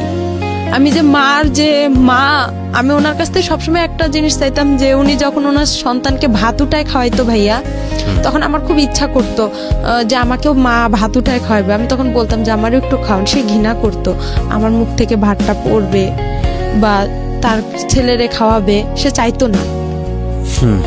আর যখন ওই ছেলেটার সঙ্গে আমাকে দেখতো তখনই খুব মারধর করতো। আমার ওই ছেলেটার মাও আমাকে অনেক বকাবকি করতো। আর আমি পারতাম না, যে আমি আবার চিন্তা করতাম যে ছেলেটাকে বিয়ে করলে হয়তো বা, আমি এতটুকু বুঝতাম না যে ছেলেটার সাথে আমি কথা বলে হয়তো বা মান সম্মান শেষ হবে বা এগুলো কিছুই বুঝতাম না। কিন্তু হ্যাঁ জাস্ট ভালো লাগতো, কিন্তু এরা কেউ বুঝতো না। এরাই এটা নিয়ে সবসময় বাড়াবাড়ি করতো। আর আমার মা বাবা কোথাও যাইতো, আমার ঘরে তালা মারিয়া যাইতো। আর আমি সব কাজ করছি সৎ মায়ের, আমার এমন কোনো ভুল ছিল না। সে আমাকে শাসন করছে ঠিক আছে, কিন্তু এরকম করে শাসনটা আসলে তার ঠিক হয়নি। সে আমাকে পারতো, বুঝাই বলতে পারতো, কিন্তু সে মারলে যে আমাকে মারধর করবে আর আমি বুঝবো, এটা কিন্তু ঠিক না। বন্ধ হওয়ার পরে আমি আমার ওখানে টেকনিক্যালে আমার 3 মাস হওয়ার পরে আমি কাজটা আমার রানিং হয়ে যায় ওখানে। ওকে। কাজ রানিং হওয়ার পরে আমার মামি বলতো যে এরকম, এক মামি বলতো যে তুই তো অনেক বড় হয়ে গেছিস। তখন একটা ফোন কিনলাম আমি চুরি করে। ওই আলামিনের বোন ছিল ফেন্সি, ও আবার অনার্সে পড়তো কারমাইকেলে। পড়ার পরে ওই আপুর সাথে আবার আমার বেশি একটু ভালো সম্পর্ক ছিল। ও কিছু করলে আমাকে এসে বলতো, কোথাও গেলে আমাকে নিয়ে যেত, মানে আমাকে খুবই ভালোবাসতো, আদর করতো ওই মামিরা। আলামিনের বাবা মা, ওর বোন, ওখানেই বেশিরভাগ খাওয়া দাওয়া হইতো। তারপরে এভাবে আমাকে ওই মামি আবার বলতেছে, ফোন কিনলাম, কেনার পরে ওই ফেন্সি আপুর সিমটা আমার কাছে ছিল, ওই সিমে আবার ছিল ওর আলামিনের নাম্বার। আচ্ছা। তখন আবার কি করলাম, ওর সঙ্গে আমি কথা বললাম। কথা বলার পরে 2-1 দিন কথা বললাম, বলার পরে আমার ওই মামি আবার বলতেছে যে তুই আলামিনের সাথে রিলেশন করতে পারিস, সম্পর্ক করতে পারিস। আলামিন দেখতে শুনতেও ভালো, ছেলেটা চাকরি করে কাজী ফার্মে। ও কিন্তু ওই ইউসেফ টেকনিক্যাল থেকে ওয়েল্ডিং এর কাজ শিখে ও কাজী ফার্মে গেছে তেঁতুলিয়ায়। তা আমার মামি এখন আমাকে বুদ্ধি দিতেছে যে তুই ওই ছেলেটার সাথে দেখ সম্পর্ক করতে পারিস নাকি, আলামিন ভালো, ও চাকরি করে, তুইও তো চাকরি করবি, তুইও তো ইউসেফে কাজ শিখতেছিস। এভাবে বলার পরে তারপরে যাই হোক আমি ওর সাথে সম্পর্ক শুরু করলাম। সম্পর্ক শুরু করার পরে কিছুদিন যে গেল, যাওয়ার পরে এখন আমার মা জানা গেছে যে আমার ফোন আছে, আর আলামিনের সাথে আমার খুবই কথা হয় ফোনে। আচ্ছা। কিন্তু ও আমার সাথে সম্পর্ক করতে চায় না। তারপরেও আমার কেন যেন ওকে আবার ভালো লেগে যায়। প্রথমে ওকে আমি দেখতে পাইতাম না, ওকে মানে খুব খারাপ লাগতো। আমি বলতাম যে তোর গা, ও যদি ছুটিতে আসতো ওদের বাসায় আমি যাইতাম, তো বলতাম যে তোর গা গন্ধ করে, তুই আমার কাছে আসবি না। আর ও আমাকে মারতো, দেখতে পারতো না। আর দেখতে পারতো না বিধায় আমার বাবা ওই যে আমাকে মারধর করতো, আর আমার বাবা কোনো কিছু হলেই থানা পুলিশ যাইতো। তো ওই আমাকে বলতো যে ওসি সাহেবের মেয়ে আসছে, দারোগা সাহেবের মেয়ে আসছে, আমাদের বাসা থেকে চলে যা, তুই এখান থেকে যাইতে বলছি, যা চলে যা, এরকম করতো। ওকেও আবার আমি দেখতে পারতাম না। কিন্তু হঠাৎ করে আমার ওর সাথে এভাবে হয়ে প্রেম একটা হয়ে যাবে আমি ভাবতে পারি না। যাই হোক ওর সাথে আমার এভাবে কথা চলতেইছে। তারপরে আমি ওখানে 1 বছর কাজটা কমপ্লিট করলাম। করার পরে ও আসলো চাকরি থেকে। আমি আবার চাকরিতে যাব, আপনার স্যারেরা চাকরিতে দিবে, আমার বাসা থেকে কেউ আমাকে চাকরিতে যাইতে দিবে না, আমার সৎমা যাইতে দিবে না, বিয়ে দিয়ে দিবে আমার, বলতেছে বাহিরে মানুষ যাওয়া ভালো না। ও এখানে আরেকটা কথা আছে, আমি যখন টেকনিক্যালে ভর্তি হইলাম ভাইয়া, তখন আমার যে মুরগি 2টা ছিল বলছিলাম, ওই মুরগি 2টা যে বিক্রি করে আমি মনে করেন এগুলো কাস্ট সার্টিফিকেট, জন্ম নিবন্ধন এগুলো জোগাড় করে যে দিলাম, তখন আমার ওই সৎ মামিরা বলছিল যে ও তো ওখানে গেলে একদম খারাপ মেয়ে হয়ে যাবে, ও যে খারাপ, গ্রামে কত ছেলের সাথে সম্পর্ক করে, আর ওখানে গেলে তো অনেক খারাপ হয়ে যাবে। তা আমি তাদেরকে বলছি যে আমি ওখানে গেলে কিছুই করব না, কেন আমি মনে মনে তো আলামিনের সঙ্গে কথা বলি, তখন আর আমি ওখানে কারোর সাথে সম্পর্ক করব। পরে আমার বাসা থেকে কিন্তু যাইতে দিবে না, টেকনিক্যালি কেউ ভর্তি হইতে দিবে না। আমার মাকে ও আইসা সবাই কানাকানি করে, আর আমার মা আমাকে অনেক মারধর করতো। পরে আমি স্যারদের হাত পা ধরছিলাম, এমন কি আমার স্যারের হেড স্যারের পা পর্যন্ত চিপে ধরছি, ধরে বলছি স্যার আপনি আমার বাসায় গিয়ে একটু বললে হয়তো বা আমার মা রাজি হবে। পরে যাই হোক স্যার এসে কিন্তু বলার কারণে আমার মা রাজি হয়েছিল। কিন্তু আমার মামিরা আমাকে গ্রামের কেউ বলেনি যে মেয়েটা ওখানে গেলে ভালো হবে, বা মেয়েটা একটা কাজ শিখবে, নিজের পায়ে দাঁড়াইতে পারবে, আমাকে এই উৎসাহটা কেউ দেয়নি। তারপর ওখানে আমার কাজটা কমপ্লিট হওয়ার পরে আমাকে স্যারেরা চাকরি দিবে। আমার চাকরি করার জন্য আমার ফুপির বাসায় গেলাম, ছোট ফুপির বাসায়, আমার দাদার বাসায় যায়। ওদের কাছে আমার ফুপা আবার ইন্টার পাস, তা বললাম আপনি তো শিক্ষিত মানুষ, তো আপনি একটু কিছু ভালো মন্দ বুঝবেন। পরে ওনাকে ডাইকে আনলাম, ডাইকে আনার পরে উনি আসলো, আসার পরে স্যারদের সাথে কথা বললো যে আপনারা কোথায় চাকরি দিবেন, কি আসল বিষয়, মেয়ে মানুষ। তো পরে স্যারেরা বললো যে আমাদের অনেক মেয়ে আছে, শুধু ও না, আমাদের এই ব্যাচের অনেক মেয়ে যাবে। আচ্ছা। ও ভালো জানে, কেন ও তো এতদিন পড়ছে, আর আমাদের এটা এমন খারাপ কোনো প্রতিষ্ঠান না, আমাদের একটা সংস্থান থেকে এটা হয়েছে, আপনি চাইলে যাচাই করতে পারেন।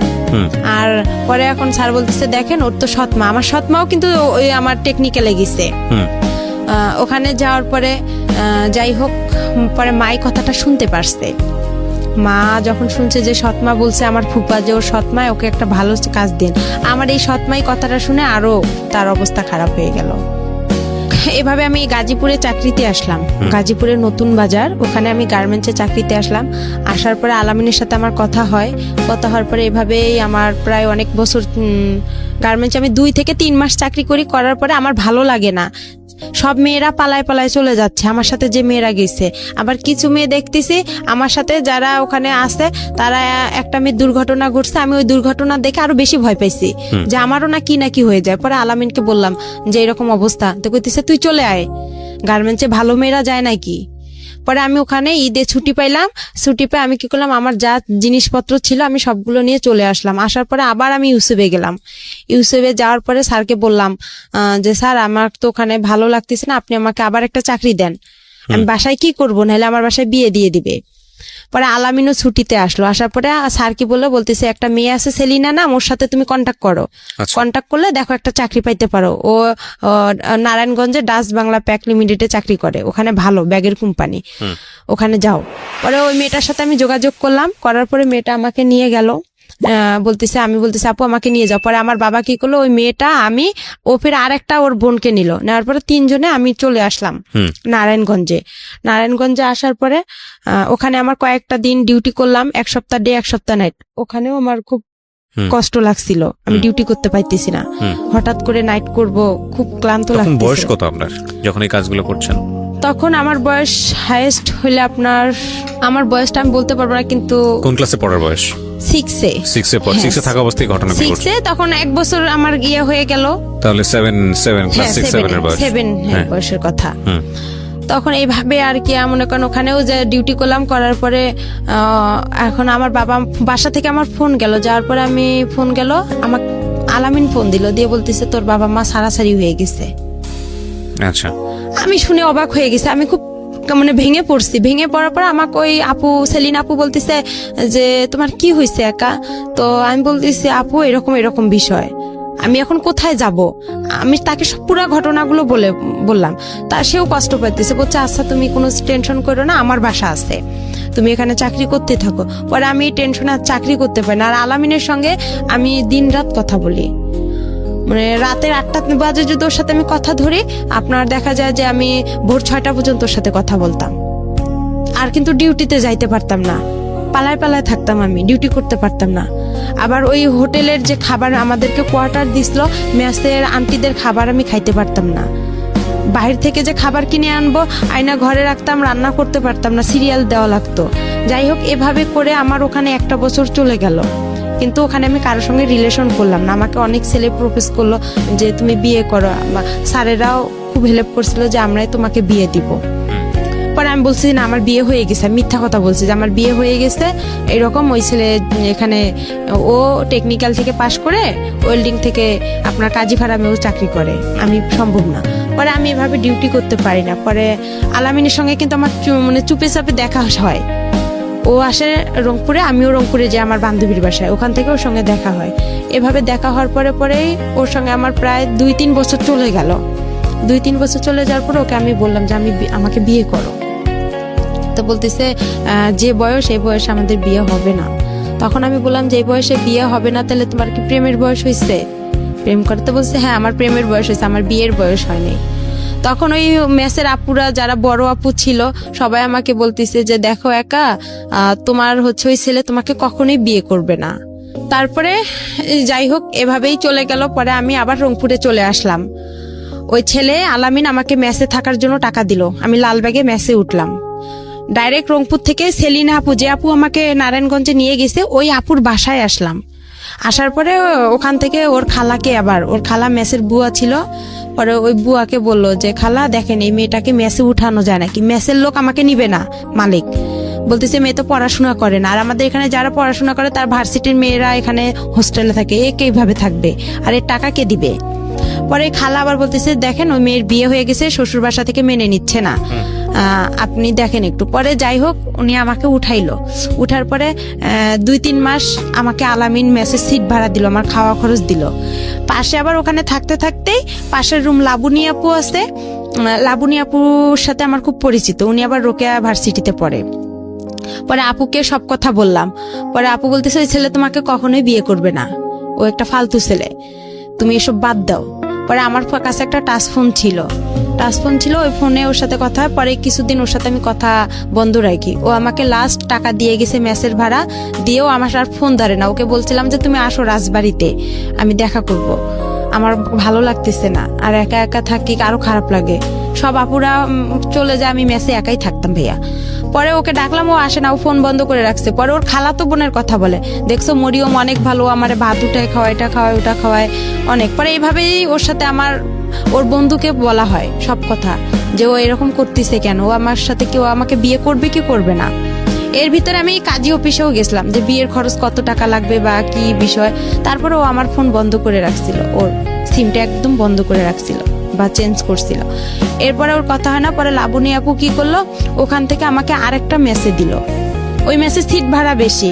পরে বলতেছে তুমি এই মেসেজ সিট ভাড়া কম আছে, ওখানে যা 2-1 মাস থাইকে পরে চাকরি একটা খুঁজা, যে কোনো একটা দেখা যায় পার্লারের কাজ পাইলে তুমি, তোমার আর কোনো সমস্যা নাই। ওর ওই মেসে গেলাম, ওই মেসেও আর আমাকে নিচ্ছে না। বলতেছে তোমার বাসা কই, কি কই। পরে আমি ঠিকানা দিলাম, আমার বাসা নীলফামারী, আমি হচ্ছে মডেলে পড়ি। এই ঠিকানা অনুযায়ী আমি ওখানে থাকলাম। থাকার পরে 1 মাসও থাকলাম না। থাকার পরে লাবণী আপুর সাথে আবার কোনো যোগাযোগ করলাম যে আপু দেখেন। পরে পার্লারের কাজের জন্য লাবণী আপু, আমি আর একটা আপু, হাসি আপু ছিল, 3 জনেই ওরা আমার একটা চাকরির জন্য খুব চেষ্টা করলো। পরে সারাদিন হাঁটাহাঁটি করলাম, কোনো পার্লারে নিচ্ছে না আমাকে। আমি কাজ জানি না, আর ছোট মানুষ, বলতেছে ও কি কাজ পাবে, এ বয়সেও কাজ পাবে না। পরে এই কথা বলার পরে আমি আবার কি করলাম, ওরা লাবণী আপু বলতেছে একটা পাইলাম, পার্লারে একটা কাজ পাইলাম, ওনার নাকি মেয়ে নাই। তো বলতেছে আমারও তো মেয়ে নাই, আর আমি যে মেয়ে পার্লারে কাজ করে উনিও ধর্ম মেয়ে ওনার। তো বলতেছে আচ্ছা ওই মেয়ে আবার আমাকে নিবে না, যার পার্লার সে আমাকে নিবে না। বলতেছে না আমি তোমাকে নিব না। প্রথমে বলছে নিবে, তারপরে বলতেছে যে না নিবে না। পরে এখন আমি যে বলছে নিবে, তে আমি কি করলাম, তাড়াতাড়ি করে মেসে গেলাম। গিয়ে আমার যে বালিশ খেতা ছিল, কাপড় চোপড় ছিল, আমি ওগুলা নিয়ে রিস্কা নিয়ে তাড়াতাড়ি করে ওনার বাসা রওনা দিলাম। লাবণী আপু বলতেছে আচ্ছা তুমি দ্রুত চলে আসো, যখন না নিবে ওরা তো আর তোমাকে বের করে দিতে পারবে না, ওখানেই থাকবা তুমি। পরে আমি চলে আসলাম, হাফ রাস্তায় আসছি, ওই আপু আমাকে ফোন দিছে, দিয়ে বলতেছে যে না তুমি আইসো না, তোমাকে আমি নিব না, আমার লোক আসছে। পরে আমি বলছি আপু আমি তো বাসায় আপনার এসে গেছি, লালবাগ রেলগেটে ওনার বাসা। পরে আমি ওনার বাসা উঠলাম, ওনার বাবা মা খুব ভালোবাসলো আমাকে, বলতেছে আমাদের মেয়ে নাই, একটা মেয়ে, তুমিও আর একটা মেয়ে, আমাদের 2টা মেয়ে হয়ে গেল এখন। এভাবে বলার পরে পরে ওখানে 2-3 দিন আমি পার্লারে, উনি আমাকে মানে কাস্টমার আসে ওদের আমি একটু খেয়াল রাখি, কাজ করি, ঝাড়ু টাড়ু দেই। এভাবে যাওয়ার পরে রাতে একদিন আলামিন আমাকে ফোন দেয়, দেওয়ার পরে বলতেছে তুমি কি মরো নেই? তা আমি বলছি আমি তো বিষ খাইতে ধরছিলাম, আমি মিথ্যা কথা বলছি যে আমি বিষ খাইছিলাম, এরকম অনেক পুলিশ টুলিশ আসছিল, আমি তোমার নাম বলে দিছি ওকে আর কি, এভাবে বলছি। ওই আমার পাশে যে ওই আপুর ফির একটা মেয়ে শুয়েছিল, ও আবার কি অনেক রাতে কথা বলছে, 12টা-1টার দিক দিয়ে, ও এই কথাগুলো সম্পূর্ণ শুনে ফেলে সকালবেলা ওদেরকে বলে দেয়। যার পরে ওরা আমাকে আর রাখবে না বলছে। তখন আমি কি করলাম, লাবণী আপুর কাছে গেলাম। ওরাও ভয় পাইছে যে ওর যেহেতু ওখানে জায়গা হচ্ছে না, ও তো আমাদের কাছেই চলে আসবে। পরে আপুরা আর আমার ফোন ধরে না, আমি মেসে গেলাম, যার পরে বললাম সবকিছু। বলতেছে তুমি বাসায় চলে যাও, তোমার বাসায় চলে যাও। পরে ওখান থেকে আমি বাসায় চলে আসলাম, আমার মার কাছে আসলাম। আমার মার আবার কি করছে, আবার ওরা একসঙ্গে হইছে। এর মাঝে যে ছাড়াছাড়ি হয়েছে, হওয়ার পরে তারা আবার একসঙ্গে হয়েছে, আমি কিন্তু জানি না। কিন্তু তাদের সাথে আমার 2-1 দিন কথা হয়েছে। হওয়ার পরে তাদেরকে আমি বললাম যে আমি তো এরকম নারায়ণগঞ্জ থেকে চলে আসছি। প্রথমে জিজ্ঞাসা করে তুমি কতগুলো টাকা ইনকাম করছো, আমার বাবা আর আমার মা জিজ্ঞাসা করে। তা আমি কই আমি তো অসুস্থ ছিলাম, আমি পারিনি ইনকাম করতে। তখন আমার মা কয় আমার ভাইয়ের ছেলের সাথেই তো সারাদিন কথা বলো, তো ইনকাম করবা কই থেকে? তখন আমি বললাম আমি অনেক অসুস্থ, আমি বাসায় যাব। পরে তারা বলতেছে আচ্ছা ঠিক আছে আসো। পরে যাই হোক আমি বাসায় আসলাম, আসার পরে আবার আমাকে ঢাকায় পাঠানো হইলো গার্মেন্টসে। আমার মা বলতেছে বাসায় থেকে কি করবা?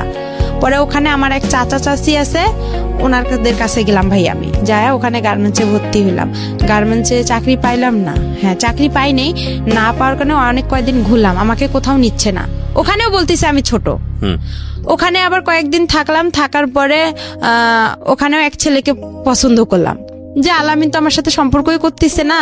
তো ওখানে আর এক ছেলেকে পছন্দ করছিলাম, এটা আমার দাদা বাড়ির এলাকারই, নাম রতন ছিল, ছেলেটা ইন্টার পাস ছিল। ও আর কি বাসা থেকে রাগ করে গার্মেন্টসে কাজের জন্য গেছিল। পরে আমার সাথে দেখা হয়, ওকে আমি আর কি বলি যে আপনাকে আমার খুব ভালো লাগে, আমি আপনার সাথে রিলেশন করতেছি, আমি এইভাবেই ডাইরেক্ট ওনাকে বলছি। তো উনি আবার কি করছে, ওর যে ভাই ছিল, ওর খালাতো ভাই, ওর বাসার আমার বাসা একসঙ্গে, ও আবার আমার বড় আব্বার ছেলে হয়, ওর খালাতো ভাই। পরে ও বলছে ও তো আলামিনের সাথে এরকম এরকম হয়ে গেছে। পরে রতন বলতেছে না, আপনি যেহেতু আগে রিলেশন করছেন আমার পক্ষে সম্ভব না। তখন ওটাও আমার ক্লোজ হয়ে গেল। পরে আমি চাকরি পাইতেছি না। পরে আমার কি ওই যে চাচা চাচির কাছে আমি থাকি, ওনারা আবার কি করলো, আমাকে ওই যে চাচার কাছে আমি প্রথমে গেছি, সে চাচা আমাকে রাতের বেলা, আমি তো চাকরি পাইনি, ওনার মেয়ে আছে, ওয়াইফ নাই, ওয়াইফ সাইরা দিছে। মেয়েটা আমার সাথে একটু বড় হবে, 1 বছর, ও গার্মেন্টসের চাকরি পাইছে। ওর বাবা হঠাৎ করে রাতের বেলা মেয়েটা ঘুমাইছে, উনি আইসা হাত দিতে চাচ্ছে মুখে, মনে করছে আমি অনেক ঘুমাই গেছি, কিন্তু আমি তো ঘুমাইনি। তখন আবার আমি হচ্ছে ফেসবুকও চালাইতাম হালকা পাতলা, অতটা বুঝতাম না, মেসেঞ্জার করতাম বা নাটক টাটক দেখতাম। উনি পরে আমি ওখান থেকে বাসায় ফোন দিলাম রাতেই, যে বাবা এরকম এরকম উনি এরকম করতেছে চাচা। পরে কি করলো, ওখান থেকে আমাকে আরেক চাচার বাসায় পাঠানো হলো। পরে বলতেছে দেখেন আমার মেয়েটাকে নেন, ওকে একটা চাকরি দেন, গার্মেন্টসের চাকরি। পরে ওখানে থাকলাম, ওই রতনের সাথে যে সম্পর্ক করতে চাইছিলাম, এটা আর কি আমার চাচা চাচি জানাই গেছে, বলতেছে এই মেয়ে তো বেয়াদব। আর আমি কথা বলি ফোনে বেশি। আচ্ছা, আমার ফোনে তখন অনেক রং নাম্বার আসছিল, তো আমি কথা বলতাম। পরে আমার যে চাচা চাচি ওটা পছন্দ করতো না। পরে আমাকে কি করলো, ওখান থেকে ওরা বাসায় পাঠার কথা বলছিল। পরে আমি ওখানে পেপারে দেখলাম ফার্মে, কাজী ফার্মে নিয়োগ দিছে। পরে আবার আমি ওদেরকে বললাম যে এরকম চাচি কাজী ফার্মে নিয়োগ দিছে, আমি এই চাকরিটা অনেকদিন ধরে করতে চাই, আমার খুব ইচ্ছা, এখানে নাকি অনেক স্যালারিও দেয় ভালো, কাজও কম। পরে যাই হোক, ওখান থেকে এখন বাসায় আসবো, টাকা নাই গাড়ি ভাড়ার। পরে আলামিনকে ফোন দিছি যে আমি এরকম অবস্থায় আছি, আমার কিছু টাকা দেবো। আবার আমাকে 1500 টাকা দিছে। ওই টাকা দিয়ে আমার চাচা সহ আমরা বাসায় চলে আসলাম। বাসায় আসার পরে আমার মা বাবা অনেক অস্থির হয়ে গেছে, মানে আমাকে মারবে না ওরা কি করবে, মানে ওরা বুঝে উঠতে পারতেছে না। পরে কিছুদিন যাওয়ার পরে একটা হচ্ছে আমি আপনার কাজী ফার্মে বললাম যে এরকম নিয়োগ আসছে। আমার চাচাকে আবার বললাম যে চাচা যাই হয়েছে, আমি রতনের সাথে যেটাই করছি, বা আপনার আমি হাত জোর করে আপনি বাসায় যা মা বাবাকে একটু বুঝা বলেন আমাকে যাতে একটু পরীক্ষাটা দিতে দেয়। আমার একটা ছাগল ছিল, ওই নারায়ণগঞ্জে যখন আমি আসলাম না ওখান থেকে ঢাকা থেকে, তখন ওই যে আলামিন যে আমাকে মেসেজ যে টাকাটা দিছিল, ওখানে আমার কিছু টাকা ছিল, ওইটা আর আমার একটা নাকের নথ ছিল, ওই নথটা বিক্রি করে আমি একটা ছাগল কিনছিলাম। তো এই ছাগলটা ছোট ছিল, অনেক বেশ বড় হয়ে গেছে, 5000-6000 টাকা হবে। পরে এখন আমি যে ফার্মে পরীক্ষা দিতে যাবো, আমাদের কাছে কিন্তু কোনো টাকা নাই। আমার মা আবার আসলো রংপুরে আমার নানার বাসায় বেড়াইতে। যাই হোক, ওখানে আসলো, আসার পরে আমার বাবা আর আমি কি করলাম, পরীক্ষা দেওয়ার জন্য আমরা যাব হচ্ছে কুড়িগ্রামে। প্রিয় শ্রোতা, অনুষ্ঠান চলতে চলতে আপনাদের জন্য একটি বিশেষ অ্যানাউন্সমেন্ট করতে চাই। সেটা হলো আমি আরেকটি অনুষ্ঠান করি রেডিও আম্বার 102.4 FM এ, প্রতি শনিবার রাত 10টায় প্রচারিত হয় মাইক্রোফোন টেস্টিং 1024। হয়তোবা অনেকেই শুনেছেন, বাংলাদেশের রেডিওর ইতিহাসে সর্বপ্রথম মিউজিক রিয়েলিটি শো, গানের রিয়েলিটি শো, এবং 2019 সালের সেরা আম্বার ভয়েস আমরা খুঁজে বের করবার চেষ্টা করছি। সেখানে আপনি অডিশন দিয়ে সেখানে আপনি অংশগ্রহণ করে সেরা আম্বার ভয়েস হতে পারেন। আপনি যদি মনে করেন যে আপনি খুব ভালো গান করেন কিন্তু সে অর্থে তেমন কোনো প্ল্যাটফর্ম কোথাও পাননি, তাহলে ছোট্ট একটা অডিশন দিতে হবে আপনাকে। ফোন করে আপনাকে গাইতে হবে একটা গানের 2টো লাইন বা 3টে লাইন, আপনি আমাদেরকে গেয়ে শোনাবেন এবং আমরা আপনাকে ডাকবো, নিশ্চয়ই ডাকবো। ওকে, ফোন নাম্বারটি আমি বলে দিচ্ছি। ফোন নাম্বারটি হচ্ছে 09611001024। আমি আবারও বলছি, ফোন নাম্বারটি হচ্ছে 09611001024। যদি আপনি মনে করেন আপনার কণ্ঠ সারা দেশের মানুষের কাছে যাওয়া উচিত, আপনি সেরকম গাইতে পারেন, তাহলে যোগাযোগ করুন এবং অংশগ্রহণ করুন মাইক্রোফোন টেস্টিং 1024-এ। আর একই সাথে আপনাদেরকে যেটা বলতে চাই, আজকের যিনি অতিথি আছেন তাকে যদি আপনারা দেখতে চান, চলে আসবেন আমার পার্সোনাল ইউটিউব চ্যানেলে www.youtube.com/RJ Kibriya FM, RJKEBRIA FM চ্যানেলটি আছে কিবরিয়া আরজে নামে। ওখানে গিয়ে প্লিজ সাবস্ক্রাইব করে নেবেন এবং তারপর আপনার যে ভিডিওগুলো দেখতে ইচ্ছে করে, যা কমেন্টস করতে ইচ্ছে করে ওখানে করবেন। ওকে, আমরা যেখানটায় ছিলাম তারপরে আর কি হচ্ছে ভাইয়া মনে করেন এভাবেই গেল। যার পরে পরীক্ষাটাও দিলাম, দেওয়ার পরে বাসায় আসলাম। বাসায় আসার পরে আমার ওই বাসায় রাজমিস্ত্রি এক কাজ করে আমার চাচার বাসায়, ছেলের বিয়ে হয়ে গেছে। বিয়ে হয়ে যাওয়ার পরে ওই ছেলের সাথে আর কি আমার মা আমার বিয়ে দেওয়ার জন্য খুব চেষ্টা করার পরে হচ্ছে আমি বলি যে না, আমি বিয়ে করব না। আমি তখন আমার একটা টাচ ফোন ছিল, ওটা বিক্রি করতে চাচ্ছি, যে বিক্রি করে আমি আর ওই যে পরীক্ষা দিব, পরীক্ষার রেজাল্ট ভালো বের হলো, ওখানে আমি চাকরি করব। তো যাই হোক, ওটা আর হয়নি। পরে ছেলেটাকে দিয়ে আমার বিয়ের জন্য খুব চেষ্টা করেছিলাম, আমি বিয়ে করবো না। তখন আবার আলামিন আমাকে তার 2 দিন পরে ফোন দিছে। আলামিনের সাথে আমার কথা হয়েছে। কথা হওয়ার পরে আমার যে দাদি অন্ধ ছিল তাকে আমি রান্না করে দিতে গেছি। আমার বাবা আবার আমার দাদিকে পছন্দ করে না। রান্না করতে কেন গেছি এটা নিয়ে আমাদের বাসায় একটু হালকা পাতলা কথা হইতে হইতে মারধর শুরু হয়ে গেল। আমাকে বাসায় বৃষ্টি পড়ছে, আমাদের টিনের ঘর ছিল, বৃষ্টি পড়ে খাট ভিজে গেছে বিছানা। তো এখন আমার মা বলছে ওইটা উঠাই ফেলাও। তো আমি বলতেছি এতটুকু ভিজাতে কিছু হবে না। এই সামান্য একটা কথা নিয়েই আমাকে তারা অনেক মারধর করলো, অনেক এমন ভাবে মারধর করলো যা মানে ও গাছের যে মোটা ডালগুলো আছে ওই ডাল দিয়ে অনেক মারছে। মারতে মারতে আমি যে টিনে ঘরের যে একটা কোনাচি থাকে, কোনাটা মানে টিনের 2 সাইড দিয়ে বের হয়ে আমি চলে গেলাম। মানে আমাকে লাঠি দিয়ে এমন ভাবে ঘুতানো হচ্ছে যে আমার মানে শরীর মানে ছিদ্র হয়ে যাচ্ছে। এভাবে বের হলাম, হওয়ার পরে সকাল আমার কেউ আসলো না আগাইতে। পরে আমার বড় আম্মা বলতেছে মেয়েটারে এভাবে মাইরা ফেলাইতেছে, তুই দেখতেছিস না? আমার সৎমারে বললো, আমার ভাই আর সৎমা ভ্যানের উপরে বসে আছে, কেউ কিন্তু আমাকে আগাইতে জানে। পরে আমার ওই বড় আম্মা এসে দরজা, একরামুল তুই দরজা খোল, মেয়েটারে কি মেরে ফেলবি, এভাবে বলার পরে দরজাটা খুলে দিল। পরে সকাল হয়েছে, হওয়ার পরে আমি আবার কি করছি, আমার মার সাথে আবার সকালে আবার আমার বাবা ঝগড়া লেগে গেছে। লাগার পরে পরে আবার কি করছে আমার বাবা, বলতেছে তুই চলে যা। আমার মা চলে যাবে দাদার বাড়ি, নানার বাসায় ওনার ছেলেকে নিয়ে। তার আমি বলতেছি আমিও আমার মার কাছে চলে যাব, আমার নিজের মার কাছে চলে যাব, আমার মোবাইলটা নিয়ে দেন, আমি মোবাইলটা বিক্রি করলে আমার টাকা হবে, এই টাকা নিয়ে আমি চলে যাব। এভাবে বলার পরে দেখা যায় আমার বাসায় আর কি আমার ওই গ্রাম অঞ্চলে আমার যে দাদা ছিল বিচারক, উনি এসে আর কি যাই হোক দিচ্ছে, দরকার নেই কেউ কারো কোথাও যাওয়ার দরকার নেই, একরামুল তুই ভালো হ, মেয়ে এখন একটু বড় হয়েছে, বিয়ের শাদীর ঘর আসবে, এখন তুই ভালো হ। হওয়ার পরে এভাবেই যাই হোক হয়ে গেল। হওয়ার পরে চুপচাপ সবাই সন্ধ্যা লাগছে, সন্ধ্যার সময় আমার বাবা দোকানে গেছে, ভাই বাহিরে, মা রান্না করতেছে। আর আমার মা আবার ওই যে রংপুরে আমি যেদিন পরীক্ষা দিতে গেলাম সেদিন আমার মা ওখান থেকে ঘর বিক্রি করে 5,000 টাকা নিয়ে আসছে। ওখানে যে আমার আগের ঘর বাড়িগুলো ছিল রংপুরে নানার বাসায়, ওগুলো সব বিক্রি করে চলে আসছে ওরা।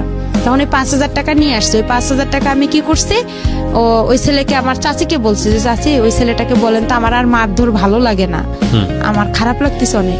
খুব কান্না করছি তার কাছে। করার পরে সে পরে বলতেছে, আমি বলতেছি রানাকে বলেন, ওই যে ছেলে মিস্ত্রি ওর নাম ছিল রানা। পরে আমি বলতেছি রানাকে বলেন আপনি, দেখেন ও আমাকে আমার মার কাছে রেখে আসবে নাকি। কয় কি না, তুমি এই কথা বললে কি সে তোমাকে নিয়ে যাবে, তুমি বলতে হবে যে আমি তোমাকে বিয়ে করলে সে তোমাকে আগায় রেখে আসবে, আর 5,000 টাকা দিয়ে কি হবে। এই কথা বলে আমি বলতেছি আচ্ছা ঠিক আছে, আমার নাকের নটটা আছে, এটা আপনার কাছে রাখেন, এটা আপনি বিক্রি করে নিয়েন। আমি ভাবলাম যে সবারই তো একটু না একটু লোভ আছে। পরে এভাবে সন্ধ্যা লাগছে, আমার সবাই দিক ওদিক হয়েছে, আমি 5,000 টাকা নিচ্ছি। আর আমার ব্যাগের কাপড় চোপড় আগে থেকে আমার ওই চাচির ঘরে ছিল, ওই কাপড় চোপড় নিয়ে ছেলেটা আসছে সন্ধ্যার দিক দিয়ে। ছেলেটা আগে থেকে বাহিরে ছিল, ও মানে সাইকেল নিয়ে। পরে ওই ছেলেটা আসছে সন্ধ্যার দিক দিয়ে আমি ছেলেটার সঙ্গে চলে গেছি। ছেলেটা অনেক দূরে মানে ভয় পাচ্ছে। আর আমার আব্বু একটু মানে পুলিশ থানায় করতো, আওয়ামী লীগ করতো। পরে সে কি করছে, আবার খবর পাইছে সঙ্গে সঙ্গে যে আমি বাসা থেকে খোঁজাখুঁজি করছে আমাকে। মা দেখছে এসে টাকাও নাই, আমি তো পালাই আসছি। পরে ছেলেটা অনেক জোরে সাইকেল চালাইতে এক বাসায় এসে বলতেছে একে একটু ভ্যানে উঠাই দেন। পরে আমাকে ওখানে আবার অনেক পুলিশ, গ্যাঞ্জাম হচ্ছে রাস্তায়। ছেলেটা আবার খুব ভয় পাইতো, মানে একটু মূর্খ ছিল, খুব পুলিশ ভয় পেতো। পরে বলতেছে উনারা আবার কি করলো, আমাকে ভ্যানে উঠে হাফ রাস্তা পার করে দিল, যে জায়গাটা গ্যাঞ্জাম। পরে ওই জায়গাটা আমি গেলাম, যাওয়ার পরে ছেলেটা আবার আমাকে সাইকেলে উঠায় নিল। নেওয়ার পরে সে অনেক জোরে সাইকেল ছাড়ছে। পরে আমি রাস্তায় পড়ে গেছিলাম, গড়তে অনেক দূরে চলে গেছিলাম, মাথায় ব্যথা পেয়েছিলাম, কোমরেও আঘাত পেয়েছিলাম, অ্যাক্সিডেন্ট হয়েছে। হ্যাঁ। পরে হওয়ার পরে সে আমাকে তার মামির বাসায় নিয়ে গেল। নিয়ে যাওয়ার পরে তার মামাতো বোনেরা আমার ব্যাগটা খুলে দেখলো কি কি আছে। যখন 500 টাকা নোট ছিল, গ্রাম অঞ্চল, 5,000 টাকা পাইছে তারা মানে খুবই একদম খুশি হয়ে গেল। পরে আমি বলতেছি যে আমার মাথায় পানি ঢালা হইলো, আমাকে পানি খাওয়ানো হয়েছিল। হওয়ার পরে আমি একটু হালকা ভালো লাগতেছিল। পরে বলতেছে ছেলেটা আমার ঘরে একাই, ওরা সবাই বের হয়ে ছেলেটাকে আমার ঘরে রেখে আসছে। পরে ছেলেটা আমার গায়ে টাচ করতে চাচ্ছে। আমি বলতেছি আপনি আমাকে টাচ করবেন কারণ আপনাকে না আমি বলছি যে আমার মার কাছে রাখতে হবে। তো বলতেছে আপনি না বলছেন আপনার চাচিকে বিয়ে করবেন আপনি আমাকে। আমি বলতেছি আমি তো একটা ছেলেকে সম্পর্ক করি, আমি একটা ছেলেকে খুব ভালোবাসি, আর আমি আপনাকে বিয়ে করতে পারবো না, আর আপনাকে আমার ভালো লাগতে হবে। আমি তাকে এভাবে বুঝাই বলছি। আপনি কেন বুঝতেছেন? আমার সৎমাও তো আপনার সাথে বিয়ের কথা বলছে, আমি তো বলেই দিচ্ছি যে না আমি আপনাকে বিয়ে করতে পারবো না। তারপরে বলতেছে যদি না হয়, তার মামা বলতেছে, আমার ওই মামা শ্বশুর বলতেছে তাহলে তোমার বাবাকে ডাক দিব। পরে আমি বলতেছি বাবার যদি ডাক দেয় তাহলে তো আমার অবস্থা আরো খারাপ আছে, তাহলে আমার দুনিয়াতে রাখবে না, তাহলে আমার কি হবে। পরে এখন ওই রাতেই যাই হোক ওরা আমাকে ওই রাতের 1টা বাজে ওরা আমাকে কাজী অফিসে নিয়ে গেল, নিয়ে যায় ওখানে আমার বিয়ে পড়াবে।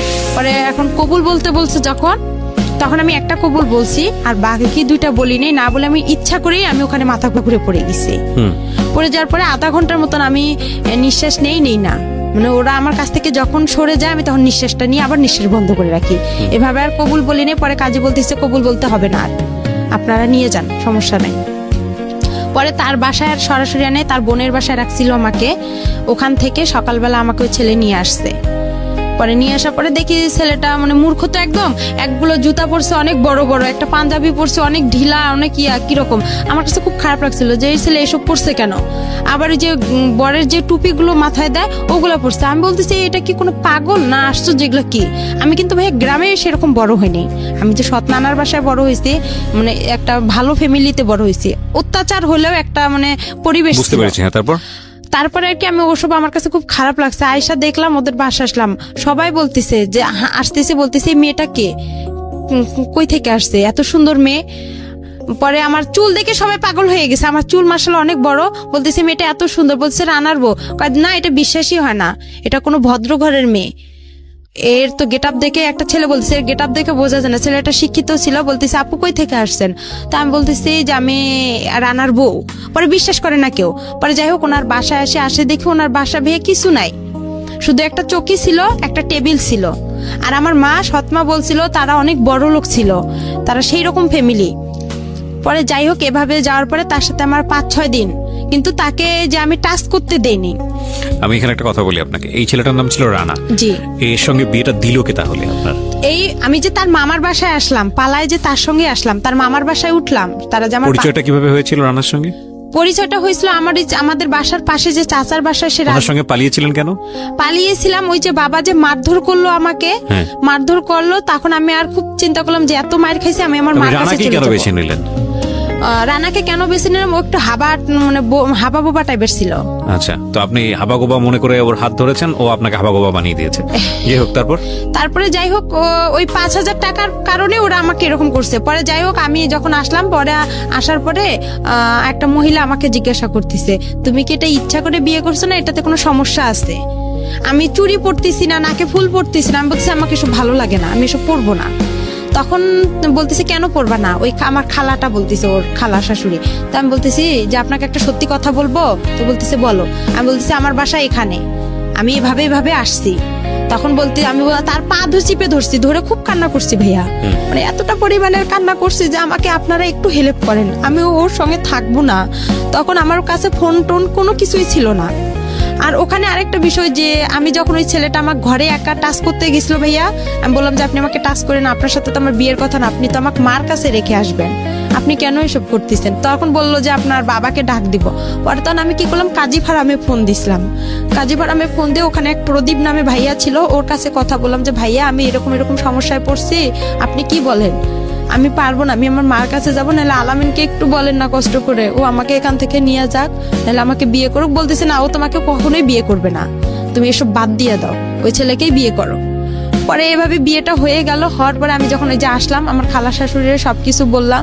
পরে ওনার পা চিপে ধরছিলাম, ধরার পরে বললাম যে এরকম দেখেন আমাকে একটু সহযোগিতা করেন। পরে ভাইয়া ওখানে 2 দিন থাকার পরে ছেলেটার মার সাথে আমার ঝগড়া লেগে গেল। আমাকে বলতেছে তুমি আমার ছেলেকে আমার কাছ থেকে কাইরা নিছো। আমি কই আপনার ছেলে আমি কাইরা নিছি, এটা সত্যি কথা, আমি আপনারা বেশি কিছু করবেন, আমি নারী নির্যাতনের কেস করব। আমি আপনার ছেলেকে বিয়ে করি নেই, আর আপনার ছেলের সঙ্গে আমি থাকবো কিসের জন্য? আমি ভালোবাসি আলামিনকে। তখন ওখানেও আলামিনের সাথে আমার কথা চলে ওই খালা শাশুড়ির মোবাইল থেকে।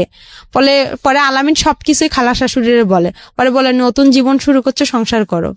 5 দিন তার সাথে আমার খাওয়া দাওয়া হয়, ওর সাথে সেভাবে খাওয়া দাওয়া না। ওর সাথে একটা ঈদ হয়, আমার কুরবানি ঈদ হয়। কুরবানি ঈদে সে আমার কোনো কাপড় চোপড় এনে দেয় না, শুধু আপনার কম দামি একটা জামা একটা সালোয়ার এনে দেয়, ওইটা দিয়ে আমি ঈদ করি। করার পর আমি বলছি ঈদের পরে ওকে আমি ছেড়ে চলে যাব, আমার খালা শাশুড়িকে বলছি। এই নিয়ে আমার বিচারও বাসায় বসছিল। পরে আমার বাবা মাও মাইনা নিছিল ওই ছেলেকে নিয়ে। আমার বাবা মা বলছিল আচ্ছা ঠিক আছে মেনে নিছি আমরা। পরে বলার পরে কয়েকদিন পরে ঝগড়া লাগার পরে আমার বাবার বাসা থেকে লোক আসলো, গ্রাম থেকে লোক আসলো। পরে এখন আমার বাবা আমার সাথে কথা বলে, কয় কি ওকে এখনই ছাড়ার দরকার নাই, ওই কাবিননামা কত করছে? আমি বলি কাবিননামা 1 লক্ষ টাকা করছে। কয় ওই 1 লক্ষ টাকা আমরা ওর কাছ থেকে নিব, নিয়ে তোকে নিয়ে আসবো। আমার বাবা এবার একটু লুবি টাইপের। সে যখন ওই কথা বলল তখন আমি আবার কি করলাম, বলতেছি না আমি মনে মনে চিন্তা করলাম যে আমার বাবার এই কথা শুনলে আমার এই জীবনটা নষ্ট হয়ে যাবে। পরে আমি খালা শাশুড়ি কাজ ছেলেটাকে ভয় দেখাইলাম যে আমি নারী নির্যাতনে কেস করবো, নাহলে আমি ফাঁসি নোটকে মরে যাবো এখানে, আপনি আমাকে ছেড়ে দেন, নাহলে আমি আপনাকে ছেড়ে দিব। তো পরে বলতেছে না, আপনি আমাকে ছেড়ে দেন, আমি আপনাকে ছেড়ে দিতে পারবো না, কেন আপনার বাবা থানা পুলিশ করে, পরে আমার একটা সমস্যা করবে, এগুলোকে করবে, আমার পক্ষে সম্ভব না, এভাবে বলতেছে। পরে যাই হোক বলার পরে আমি কি করলাম, একদিন 2-3 দিন পরে বিচার সালিশ হয়ে গেল। হওয়ার পরে চুপ করে আমার খালা শাশুড়িকে বলছি যে আমি ওকে সাইরা দিতে যাবো কুরবানি ঈদের 2-3 দিন পরে। পরে বলার পরে ওই ছেলেটাকে নিয়ে আমি রংপুরে আসলাম কোর্টে আসার পরে ওকে আমি ওখান থেকে কোর্ট তালাক করছি। পরে ওখানে উকিল বলতেছে এই বিয়ে দিছে কে, এই বিয়ে যে দিছে তার আগে জেল হওয়ার দরকার। পরে ওখানেও আমি খুব কান্নাকাটি করি তাদের কাছে। কান্নাকাটি করার পরে ছেলেটা আবার কি করলো, আমার যে 5,000 টাকা ওরা নিছিল, আমি বলছি আমি তো আপনাকে সাইরা দিতে গেলে আমার তো টাকা লাগবে, কিন্তু আপনি আমাকে ফুল টাকা 5,000 দিবেন, আমি ওই টাকা নিয়ে আমার যেখানে মন চায় আমি সেখানে চলে যাব, তখন তো আর আমার বাবা আপনার কিছু করতে পারবে না। পরে ওখানে ওকে আমি কোর্ট তালাক করে আমি কি করলাম, আমার মার বাসা আমি এতটুকু জানি, আপনার বগুড়া ধূপচাচি আসলাম ঠিকানা খুঁজতে খুঁজতে। আইসা বললাম আমার মার নাম বলছি রোকেয়া। আর রোকেয়া বলার পরে তখন মানে আপনার আসল মা? হ্যাঁ, আসল মার কাছে আসলাম। কত বছর বয়সে? তখন আমার বয়স হবে হয়তো 8-এ পড়েন আপনি, ওই সময়ের বয়স মানে 14 থেকে 15 বছর বয়স। হ্যাঁ, এই জীবনের প্রথম আসল মাকে দেখতে যাচ্ছেন। হ্যাঁ, ওকে, তারপর মার কাছে আসলাম। ওখানে খুঁজতে খুঁজতে আসার পরে মাকে এসে সবকিছু বললাম যে আমার এরকম একটা বিয়ে হয়ে গেছে, এরকম। আমার মা আবার আমার বাবাকে ভয় পাচ্ছে, অনেক ভয় পাওয়ার কারণে পরে আর কি যাই হোক ভয় পাইতেছে। পরে আমি বলতেছি কিছু হবে না, কোনো সমস্যা না। ভয় পাচ্ছে আমার বাবা থানা পুলিশ করে, সে যদি আবার কেস করে আমার মার উপর। আর আমার মার উপর কেস করেছিল আপনার বাবা? হ্যাঁ। কিসের কেস? এর আগে কেস করছিল, এটা আমি মাঝখানে বলতে পারিনি।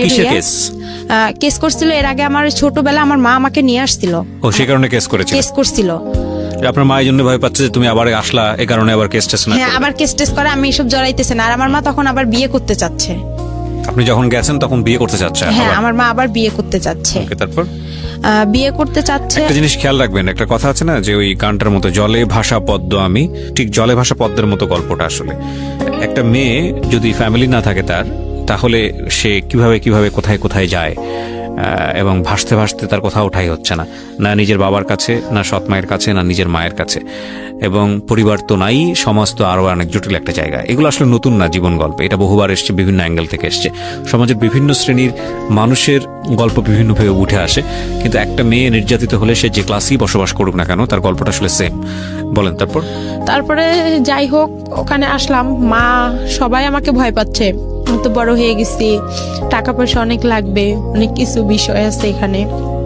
তখন মা কি করলো, বলতেছে দরকার নাই। তখন আমার মার ফোনে আবার একজন ছেলে ফোন দেয়, তখন আরো বেশি কষ্ট লাগলো। আরে আমি তো মার বয়সের, এগুলা কাজ করার কথা আমার, আর এই কাজগুলো আমার মা করতেছে, খুব কষ্ট লাগছিল। লাগার পর আমার মা কি করলো, আমার মামির কাছে পাঠাই দিল, খিলগাঁও তালতলা, এখানে আবার আমার মামি থাকে, উনিও গার্মেন্টস করে, ওখানে পাঠাই দিল। দেওয়ার পরে ওখানে মামির কাছে আসলাম। আসার পরে মামির ওখানে আসলাম, মামিও মনে করেন চাকরি করে গার্মেন্টসের। আর ওই মামির মেয়ে, ছোট মেয়ে আছে, উনি আবার হচ্ছে ডাক্তারি চাকরি করে, কিন্তু ওরা একটু লুবি টাইপের। আমার মা আবার রিং দিছিল আমার কানের। আমি যখন আমার নিজের মার কাছে গেলাম ভাইয়া, তখন আমার মা রিং, নুপুর দিছিল, একটা আংটি, চেন, মানে আর কি জিনিস, স্বর্ণের জিনিস দিছিল। তখন এগুলো আর কি করলো, আমার মামি বিক্রি করলো। আমি তো গার্মেন্টসে চাকরি পাইতেছি না, তখন চাকরি হচ্ছে না। পরে কি করলো, আমার সাথে খুব ঝগড়াঝাটি হয়ে গেল, খুব অশান্তি শুরু হইলো। অশান্তি হওয়ার পরে আমার মামাতো বোনটার কাছে গেলাম। আমার মামাতো বোনের বিয়ে হয়েছে আবার ওখানে, ওনার মেয়ের। পরে ওনার কাছে গেলাম, যার পর ওনার শ্বশুর শাশুড়ি আমার খুব ভালোবাসলো, অনেক আদর টাদর করে। থাকার পরে ওখানে দেখা যায় 1 মাস থাকলাম। থাকার পর আমার চাকরি হচ্ছে না, মামি কি